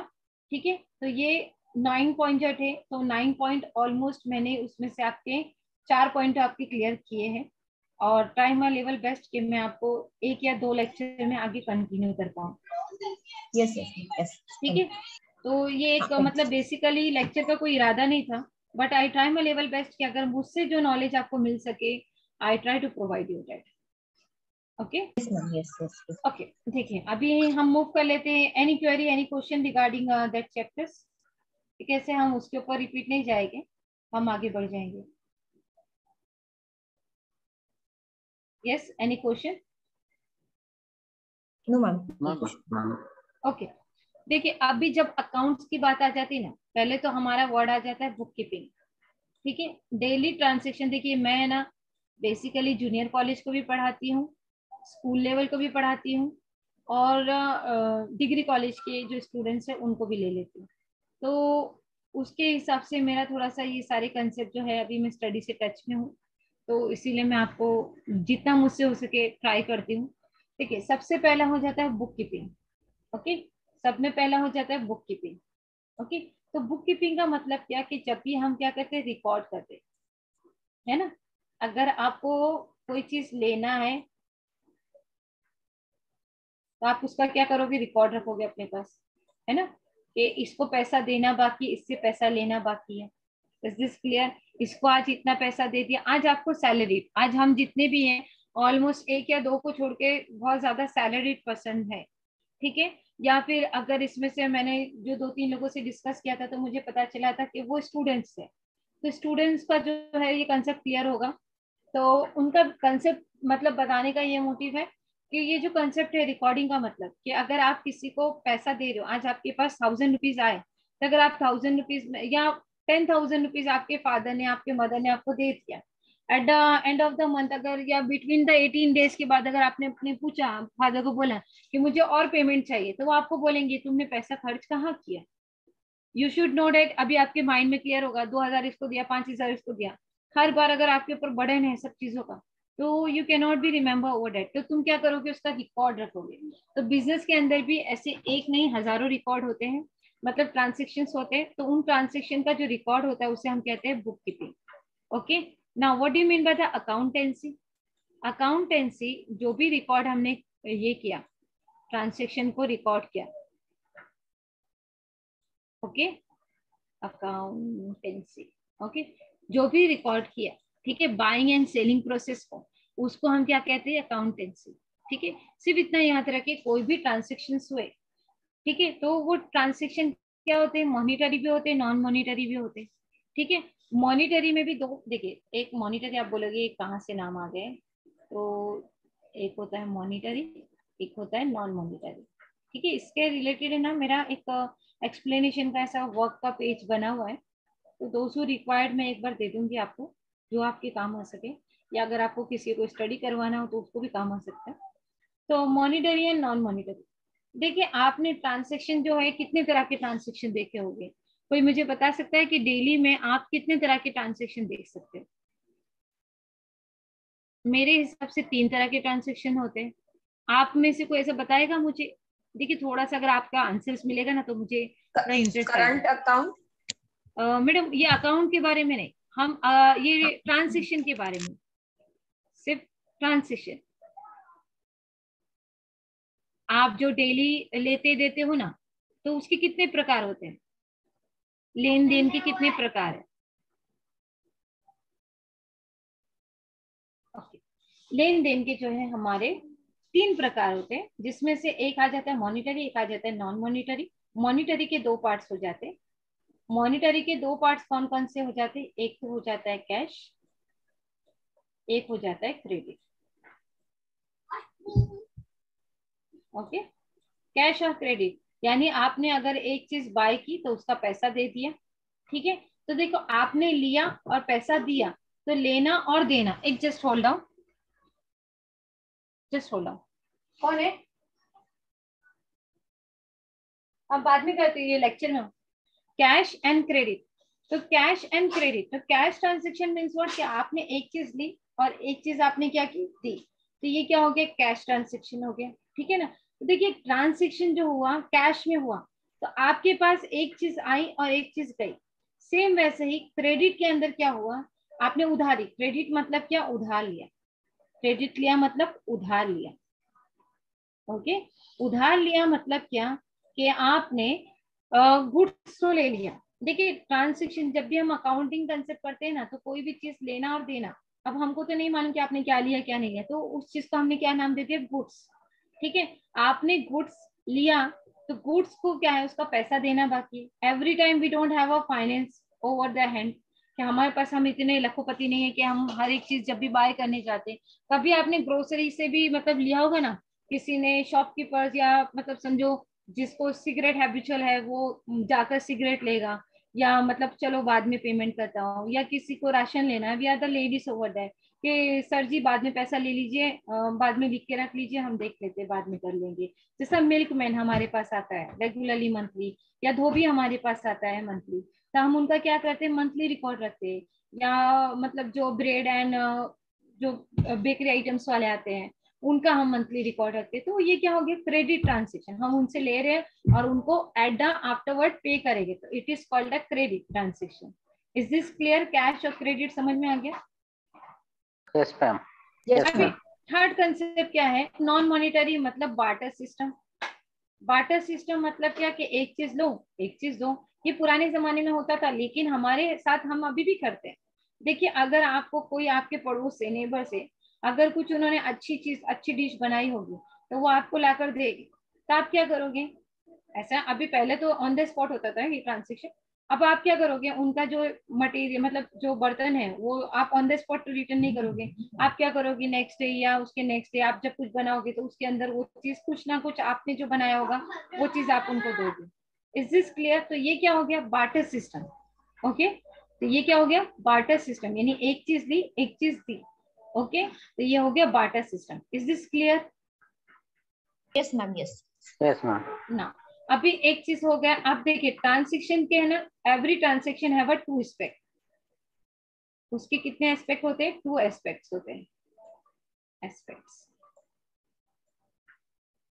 अब टू एस्पेक्ट्स क्या, तो टू एस्पेक्ट्स मतलब what comes in, what comes in,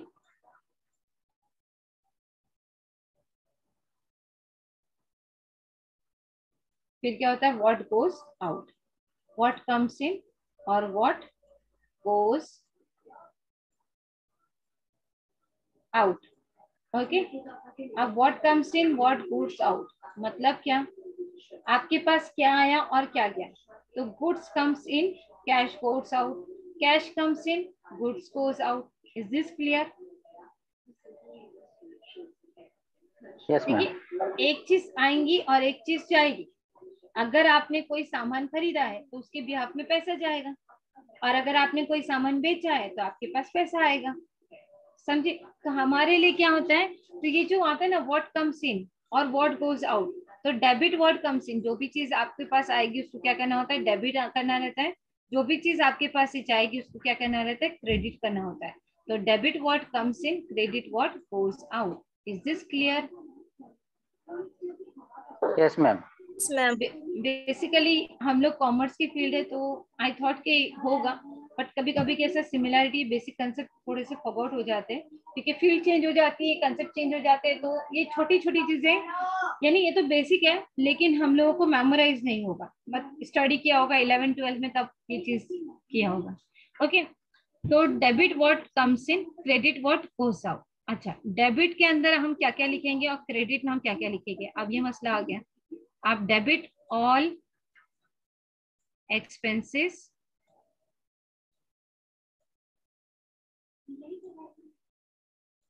and losses,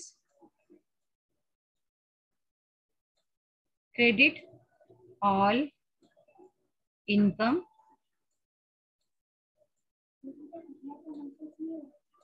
and gains, debit all expenses and losses, credit all incomes and gains. यानी डेबिट में हम सारी चीजें क्या रिकॉर्ड करेंगे, जो भी हमारे एक्सपेंसेस मतलब खर्चे और जो भी हमको लॉस हुआ यानी नुकसान हुआ उसके बारे में। क्रेडिट के अंदर हम क्या करते जाएंगे, जो भी हमको प्रॉफिट हुआ, बेनिफिट हुआ, और जो भी हमारे इनकम से रिलेटेड चीजें हैं वो हम कहाँ पे लिखते जाएंगे, क्रेडिट में। तो पहला आपका क्वेश्चन होता है एज ए 11 कंपैरिजन, जो जर्नल एंट्रीज के बारे में आपको दिया है, जो सर ने नोट्स दिए हो गया, आप उसके अंदर अकाउंटिंग फोल्डर बीबीए का टॉपिक देखिए, उसके अंदर दिया हुआ है जर्नलाइज द ट्रांस नहीं, बेसिक अकाउंटेंसी। तो ये बेसिक अकाउंटेंसी था आपका। What comes in what goes out, तो debit what comes in, credit what goes out. What debit के अंदर क्या आएगा, debit all expenses and losses, credit all incomes and gains. Is this clear? Yes ma'am. अच्छा, अभी एक और fund, थोड़ा सा एक और एक अच्छा सा कंसेप्ट है, ए और ये है बी। ठीक है, ए को हम बना लेते हैं बायर। ठीक है, ए कौन बन गया हमारा, बायर बन गया। बी कौन बन गया हमारा, सेलर बन गया, सेलर। ठीक है, ये खरीदने वाला हो गया, ये बेचने वाला हो गया। सिंपल, बायर मतलब खरीदने वाला, सेलर मतलब बेचने वाला। ठीक है, अच्छा ये जो होगा, अगर ये कैश में ले रहा है तो ठीक है, cash comes, sorry goods comes in cash goes out. इसके अंदर क्या होगा, cash comes in good goes out. Is this clear? अच्छा, अब अगर ये लोग उधारी पे बिजनेस कर रहे हैं, ठीक है, तो इसका क्रेडिटर कौन बन जाएगा, इसको जिसको पैसा देना है, सॉरी हाँ,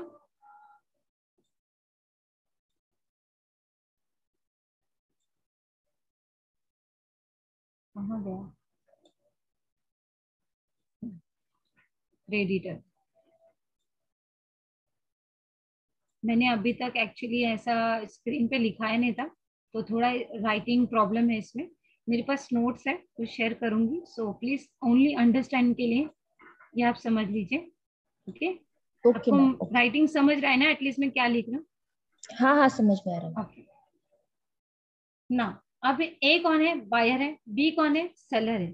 तो ए क्या करेगा? बाय करेगा। बी क्या करेगा? सेल करेगा। ठीक है, अब इसने क्या ले लिया? क्रेडिट पे ले लिया। देखिए क्रेडिट से ही बन गया क्रेडिटर।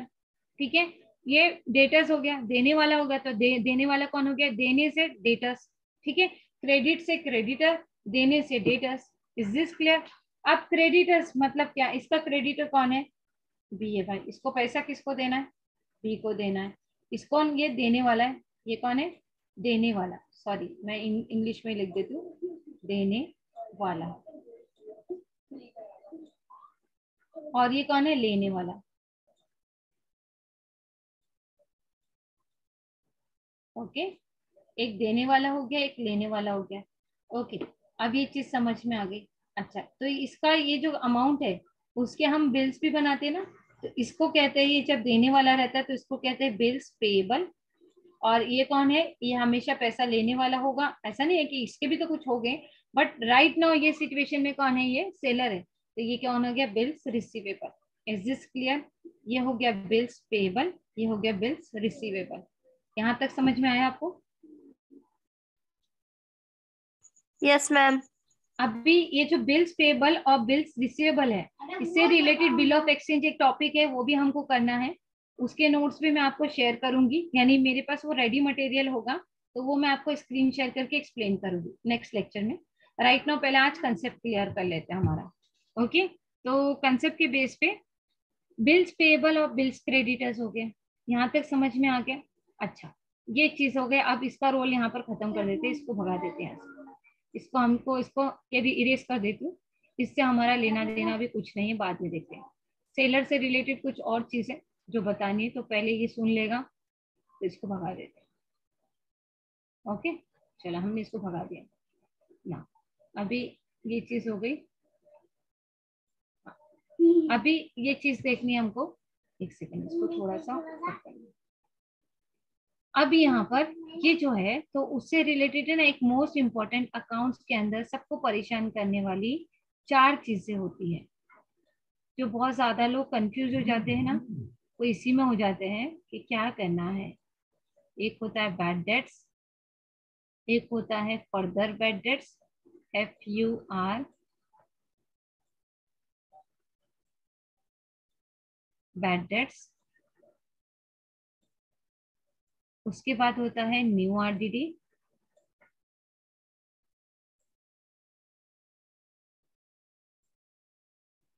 उससे रिलेटेड होता है less old RDD, old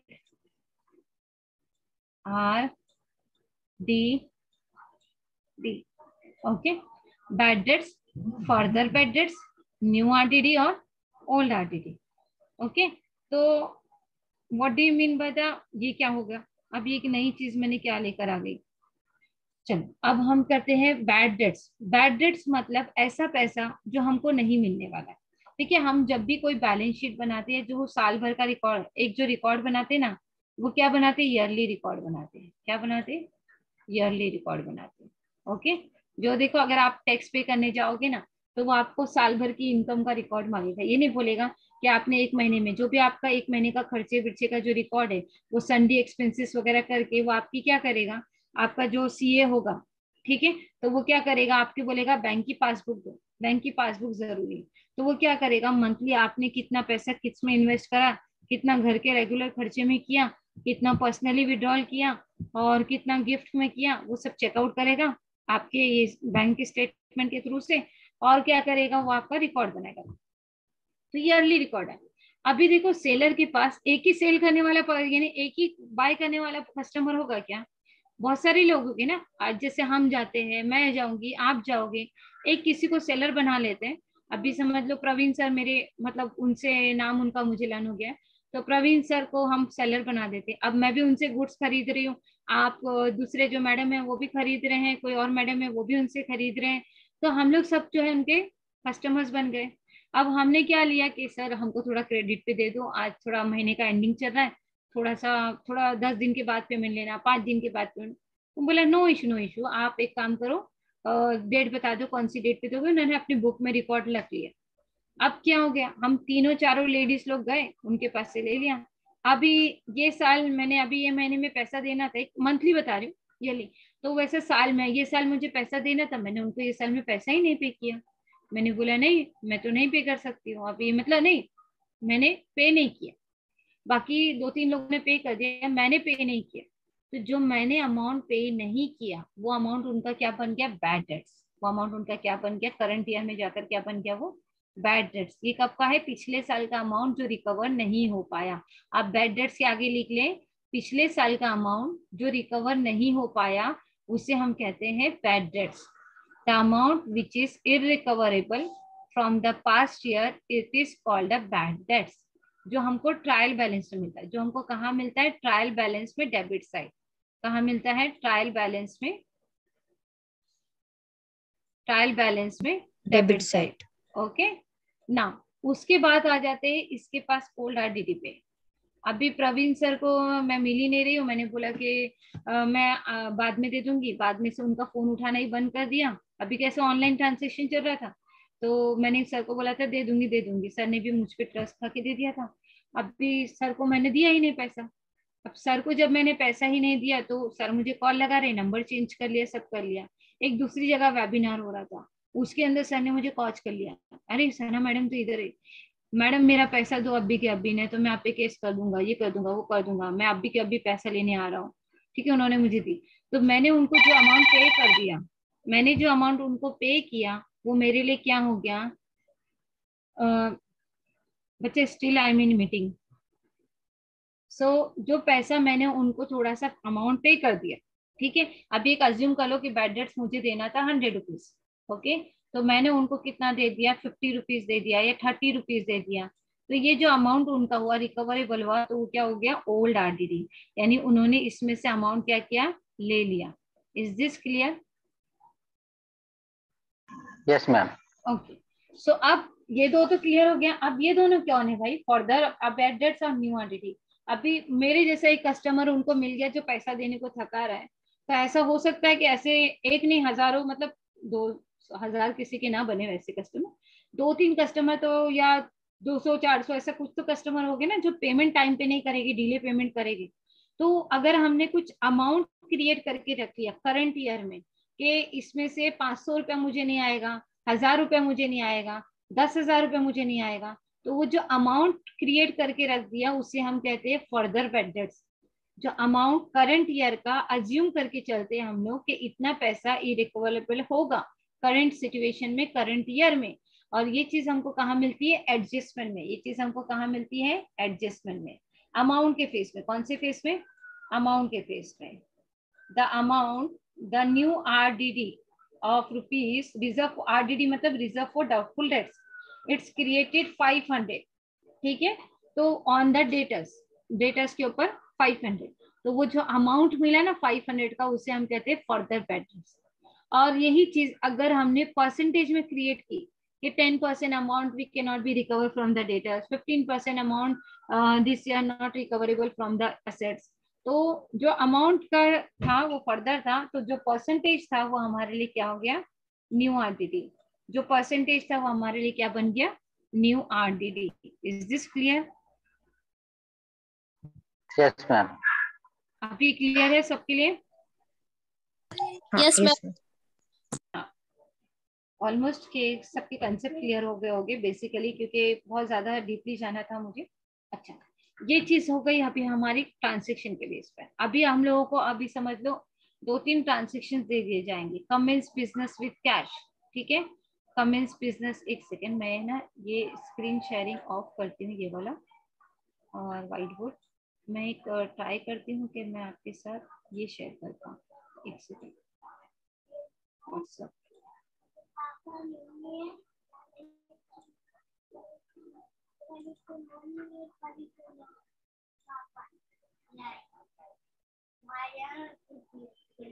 Just hold down, huh?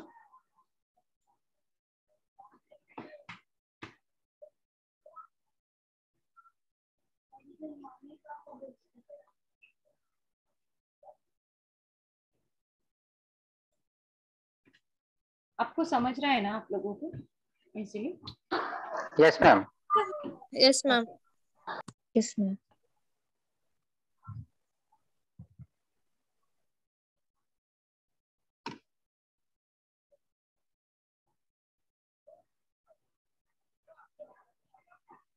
एक सेकेंड है, मेरा व्हाट्सएप ऐप थोड़ा स्लो चल रहा था। I would like to share my screen over there. So उससे आपको थोड़ा सा क्वेश्चन सामने मिल जाएगा तो वो बहुत इजी पड़ जाएगा अंडरस्टैंडिंग के।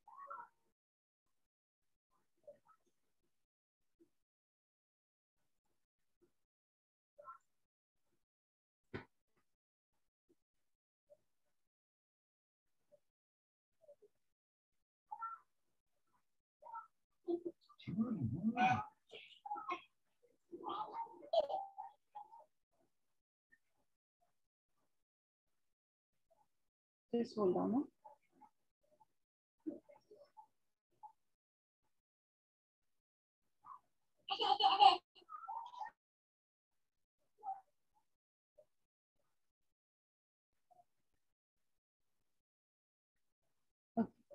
मैं ढूंढ रही हूँ, जब तक मैं अपना वोकैबुलरी चालू रखती हूँ।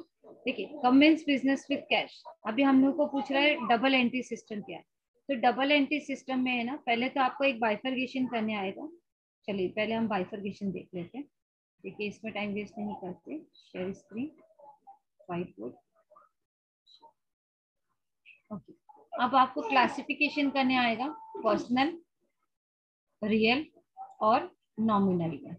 ओके, तो पर्सनल में किसकी चीजें हो जाएगी? देखिए पर्सनल से हमको समझ में आ जाता है कि इसमें हमारा पर्सनल हो जाएगा। ओके, पर्सनल में पर्सन यानी किसी पर्सन का नेम होगा, तो है ना, पर्सन नेम। जैसा मैंने कहा कि I would like to buy the goods from Praveen sir.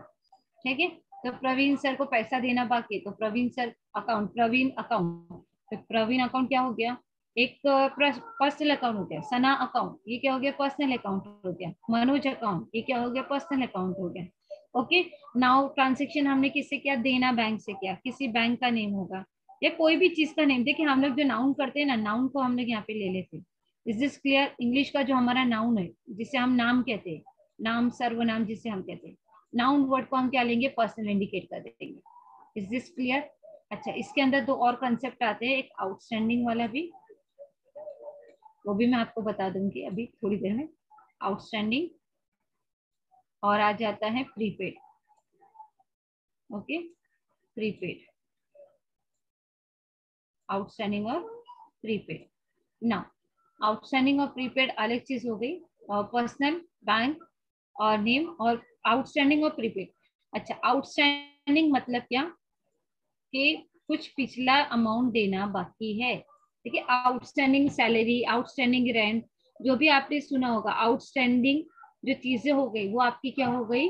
Personal में आ गई। क्यों? क्योंकि उसका आउटस्टैंडिंग अमाउंट जिसको देना बाकी है वो आप कौन देने वाले हो? पर्सनली देने वाले हो ना, कंपनी तो बेयर नहीं करेगी, आप पर्सनली दोगे, तो वो चीज क्या होगी? पर्सनली। प्रीपेड, आपने एडवांस में पैसा पे किया है, तो किसने पे किया? आपने पे किया है, तो आपने जो एडवांस में पैसा दिया है वो आपका क्या हो गया? पर्सनल हो गया।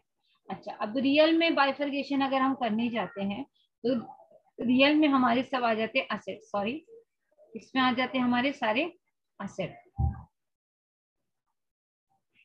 ओके, असेट्स के अंदर दो बाइफरगेशन होते हैं, एक टेंजिबल और एक इनटेंजिबल। अच्छा, इनटेंजिबल के अंदर सिर्फ तीन आइटम आते हैं। एक तो आता है कॉपीराइट्स, एक आता है गुडविल, और एक होता है पेटेंट्स। अब इन तीनों के बारे में जान लेते हैं। कॉपीराइट्स मतलब क्या? देखो, बिजनेस की एक कॉपीराइट होती है, जो भी आपने फॉर्मेट बनाए हो, जो भी सिक्रेसी बनाए हो, वो हर किसी को आप शेयर नहीं कर सकते। Is this clear? अभी जो सर ने एमपेड का जो ग्रुप बनाया, वेबिनार बनाया, ठीक है, अब वो क्या सर मुझे बोलेंगे कि सना मैडम आप ये ले लो और चला लो अपना? नहीं, वो कॉपीराइट्स हो जाएगा। अगर उन्होंने अपने नाम से कोई चीज मुझे चलाने के लिए दी तो it is called a copyright. Is this clear? जिसे हम फ्रेंचाइजीज के नाम से जानते हैं, है ना।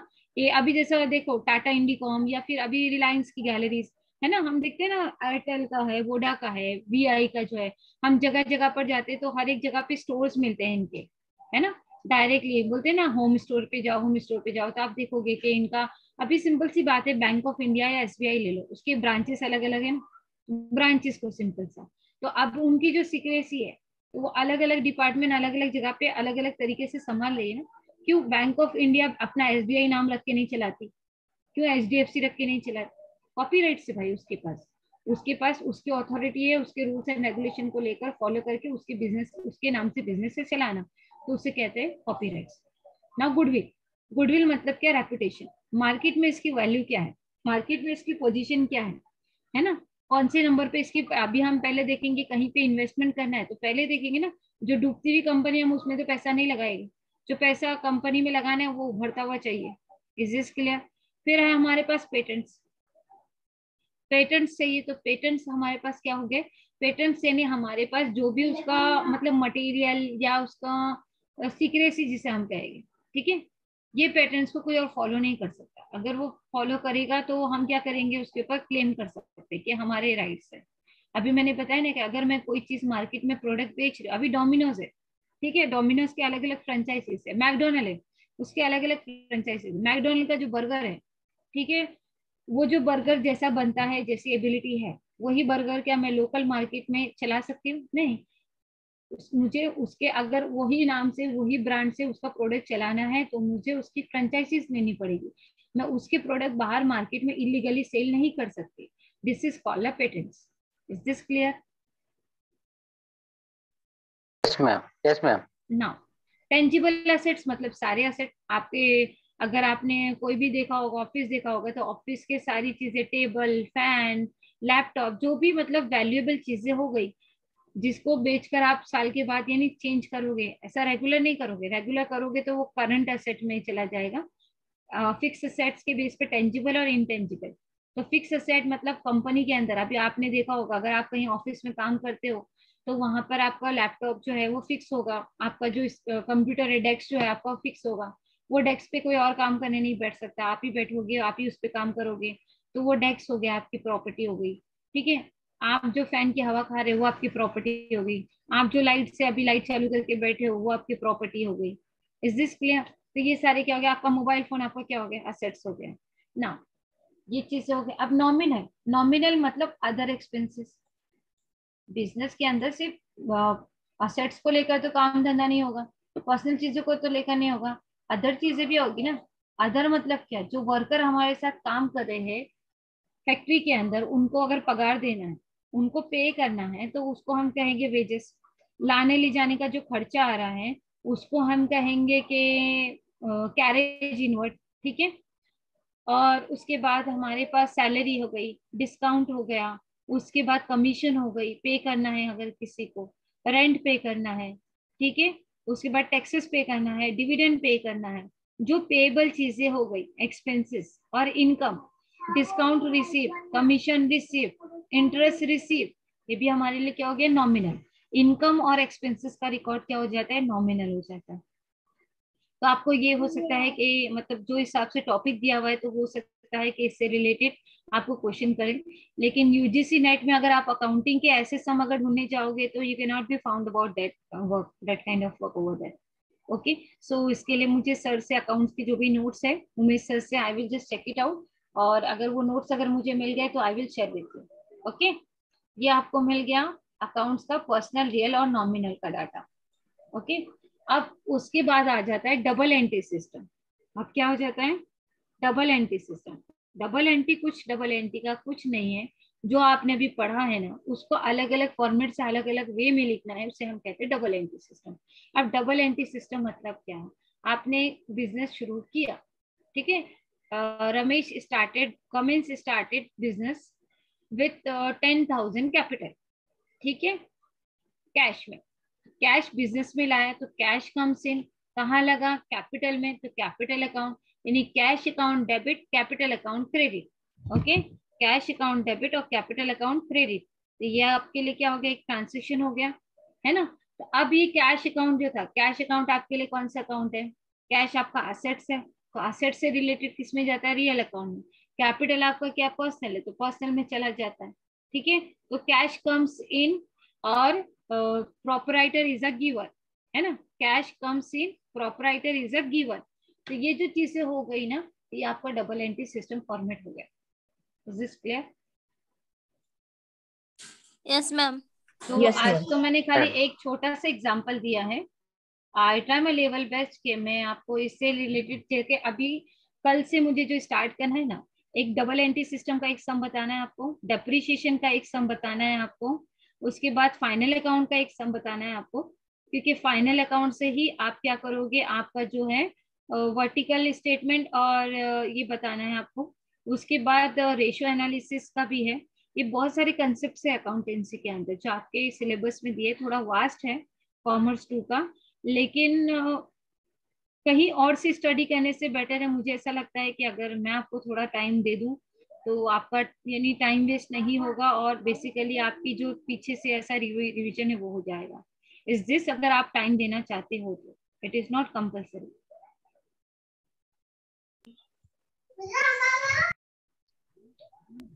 नहीं मैम, हम टाइम दे सकते हैं। देंगे मैडम टाइम। हाँ, तो देखते हैं इंशाल्लाह we will start same time पे ही हम, क्योंकि लेक्चर रखते हैं बिकॉज मोस्ट ऑफ द मतलब जो भी पार्टिसिपेंट हमारे साथ जो है तो वो जॉब वगैरह में भी जाते हैं। तो इन केस मतलब अभी जैसे कोई हॉलीडे आ जाता है बीच में, तो हम थोड़ा सा स्केड्यूल जो है इवनिंग का थोड़ा सा और अच्छा आगे कर लेते हैं, या फिर अगर आपको यही टाइम सुटेबल पड़ता है तो आई डोंट माइंड, मुझे कोई इशू नहीं है।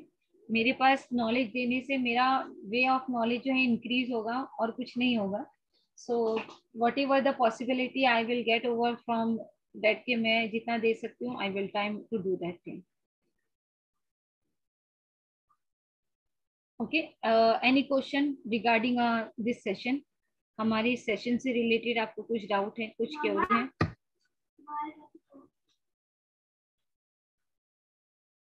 Yes, any doubt, any query?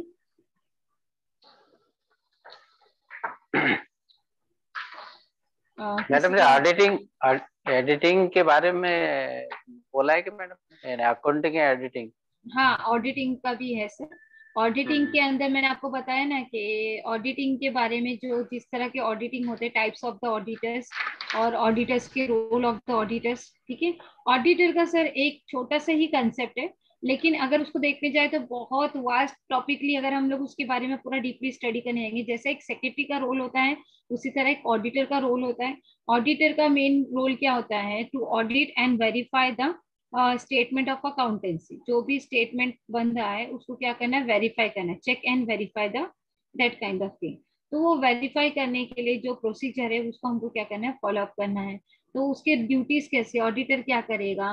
पूरे वो कलेक्शन करेगा, बैलेंस शीट का डेटा कलेक्शन करेगा, फिर पूरी इंफॉर्मेशन लेगा, उसको एनालाइज करेगा, एनालाइज करने के बाद जजमेंट लेगा कि कहीं पे एरर आ रहा है, क्या आ रहा है, फिर they are going to be provide you the detail over that. Okay, और अदर कैसा हो जाएगा कि दूसरी जगह पर कैसा हो जाता है, ऑडिटर के अलग अलग सेक्टर में क्या रोल होगी।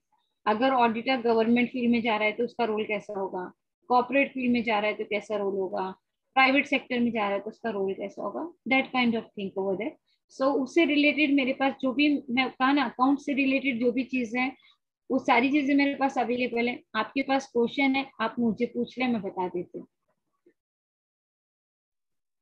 Thank you madam. Most welcome sir. और ऑडिटिंग के बारे में जो भी ऑलमोस्ट मैंने ऑडिटिंग का इतना नहीं किया जितना कॉस्टिंग का, मतलब जितना आपको जितना सिलेबस सर ने भेजा था ना, तो उसमें ऑडिटिंग से ज्यादा कॉस्टिंग का है, जिसके अंदर मार्जिनल है और वरायंस है, उसके बाद रेशियो एनालिसिस है जो कॉस्टिंग में भी आता है और इसमें भी आता है, क्या कहते हैं अपना मैनेजमेंट के इसमें भी आता है। तो ये करंट रेशियो, ये करंट ये sorry assets ratio, sales ratio वगैरह सबके बारे में। Is this clear? तो जो भी रहेगा ना तो वो मैं आपको डेफिनेटली 1 से 2-3 लेक्चर जैसे मेरे होते हैं तो फिर मैं आपको बताती हूँ।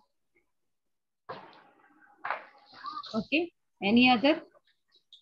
मैडम कोऑपरेटिव सेक्टर के बारे में जो है ना, हाँ हाँ हाँ हाँ, तो उसके बारे में क्वेश्चन आते हैं क्या? हाँ सर, सिलेबस में बताया है ना? हाँ सिलेबस में आया, कोऑपरेटिव सेक्टर के बारे में है, इसीलिए तो मैंने कहा आज हमने क्या किया सर, जितना भी इन्वायरमेंटल का था ना वो पूरा फिनिश कर लिया है ऑलमोस्ट सिलेबस के हिसाब से। फिर इन्वायरमेंटल के बेस पर ये जो सार्क है, एनईएफटी है, इन सब का अगर आप देखोगे तो उससे रिलेटेड हर साल के पेपर में क्वेश्चन है कहीं ना कहीं। ठीक है, तो आई ट्राई माई लेवल बेस्ट कि मैं आपको दे सकूं, तो मैंने क्या तो पिछले पेपर होंगे ना आपके पास मैडम? पिछले पेपर मेरे पास एज पर द एमपेट के सिलेबस के बेस पर नहीं है, लाइक यूजीसी नेट के बेस पर है, क्योंकि मेरा थोड़ा जो एजुकेशन डिपार्टमेंट है हायर लेवल में है, तो नेट के बेस पर है मेरे पास। तो जो भी मेरा रहेगा तो मैं आपको शेयर कर दूंगी। सर से मैं एक बार कंसल्ट कर लेती हूँ। कॉमर्स के अगर प्रीवियस ईयर के पेपर एक दो मुझे मिल जाते तो फिर मैं दे देती थी आपको, नो इशू। Okay ma'am. हाँ, और कोई question regarding? No madam. Okay sir, so today आज थोड़ा सा मैं यहीं पे फिनिश करती हूँ लेक्चर हमारा। Then try to do our best कि मेरी तरफ से जो होगा मैं आपको दे दूँ। सो कल यही टाइम पे यही समय पे we are going to start our lecture, और कल हम लोग अकाउंट्स पूरा कंप्लीट करने की कोशिश करेंगे। तो अकाउंट्स के लिए ऑलमोस्ट जो है मैं सिंपल से एक दो कंसेप्ट लेकर आपको सम्स बता दूंगी, ताकि क्योंकि अगर एक अकाउंट फाइनल अकाउंट हम सॉल्व करने जाते तो 45 मिनट्स का सम होता है सॉल्यूशन के बेस पर। और उसके बाद हम लोग अगर डबल एंट्री सिस्टम है, उसके बाद बिल ऑफ एक्सचेंज है। बिल ऑफ एक्सचेंज का जो है ना, जो जो मेरे पास वीडियो क्लिप्स भी अगर होगी ना तो मैं शेयर कर लूंगी, ताकि हम लोग जितना दूसरे सब्जेक्ट पे भी टाइम जितना है दे सके। ओके, चलेगा मैडम। तो अगर मैम आपको ओके बोलिए। ओके ठीक। नहीं नहीं, बोले बोले। मैम वो trading account, profit and loss account और फाइनल अकाउंट, इसका फॉर्मेट हम कर लेंगे तो वो हो जाएगा ना उसमें सब, वो उसमें दैट्स क्या क्या फाइन। आता वो क्लियर हो जाएगा है हाँ ना? वही क्लियर। अभी ये जो मैंने लिया था ना डबल एंट्री सिस्टम, तो उसके अंदर आपको बाइफर्गेशन समझ में आ जाएगा। हाँ हाँ बाइफर्गेशन के बाद आपको जर्नल एंट्री समझ में आ जाएगी कि अगर ये पूछा तो इसकी जर्नल एंट्री क्या होगी, कैश कम्स इन हाँ कैश गोज हाँ आउट, तो ये समझ में आ गोज गया। आउट। तो ये हाँ चीज हो गया। उसके बाद फाइनल अकाउंट का एक सम लेने का मेन मोटिव क्या है कि हाँ एडजस्टमेंट जो पूछेगा ना, वो आपको पूरा फाइनल अकाउंट नहीं बोलेगा सॉल्व करो, ठीक है, हाँ हाँ एमसीक्यू क्वेश्चन है। तो वो आपको एडजस्टमेंट की एंट्री पूछेगा कि अगर हाँ हाँ डेटा इतना है और 10% उसके ऊपर आरडीडी क्रिएट किया है, ओल्ड आरडीडी उसका इतना था, बैड डेट उसका इतना था, कंफ्यूज करने के लिए सब भर देगा उसके क्वेश्चन के हाँ अंदर। यानी ट्रायल बैलेंस के हिसाब से बैड डेट्स इतना था, डेटर्स इतना था, आरडीडी इतना था, तो हमको बैड डेट्स का एडजस्टमेंट से कोई लेना देना नहीं, जाओ उसको साइड में करो। अगर उसने कुछ रिकवरेबल किया होगा तो हम क्या करेंगे, एडलेस करके ट्रांसलेशन दिखाएंगे। तो ये जो कंसेप्ट है ना एडजस्टमेंट के, तो जब हम लोग फॉर्मेट वाइज सॉल्व करके देखेंगे ना तो वो बहुत इजीली समझ में आएगा। तो आई ट्राई माई लेवल बेस्ट कि हाँ मैं आपको एक जो है ना एक वीडियो रिकॉर्डिंग के थ्रू से एक सम अच्छे से बता दूं, तो आपको हाँ पूरा कंसेप्ट क्लियर हो जाएगा। हाँ ठीक है चलेगा। हम भी कुछ करते हैं, हम फॉर्मेट जो भी हमारे पास है उसके हिसाब से, और आपका भी वो हो जाएगा। हाँ, तो उससे आपको पूरा क्लियर हो जाएगा। होप सो कि आपके लिए बेटर हो। हाँ ठीक हाँ है, ठीक है चल, हाँ ओके चलेगा। हाँ okay everyone. So sir, madam Umesh sir, नहीं रुको, वेट, जस्ट होल्ड ऑन। तो मैं एक्चुअली रिकॉर्डिंग सेशन था, तो बिकॉज ऑफ डेट कि किसी को कोई अगर ज्वाइन नहीं कर पाया तो आई थॉट कि अगर रिकॉर्डिंग होता सो हम करते हैं।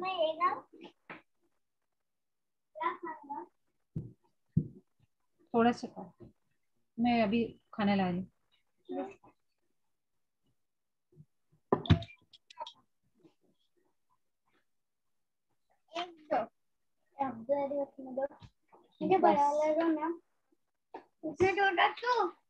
हेलो,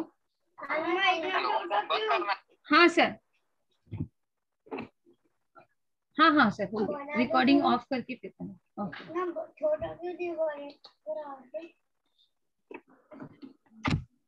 अभी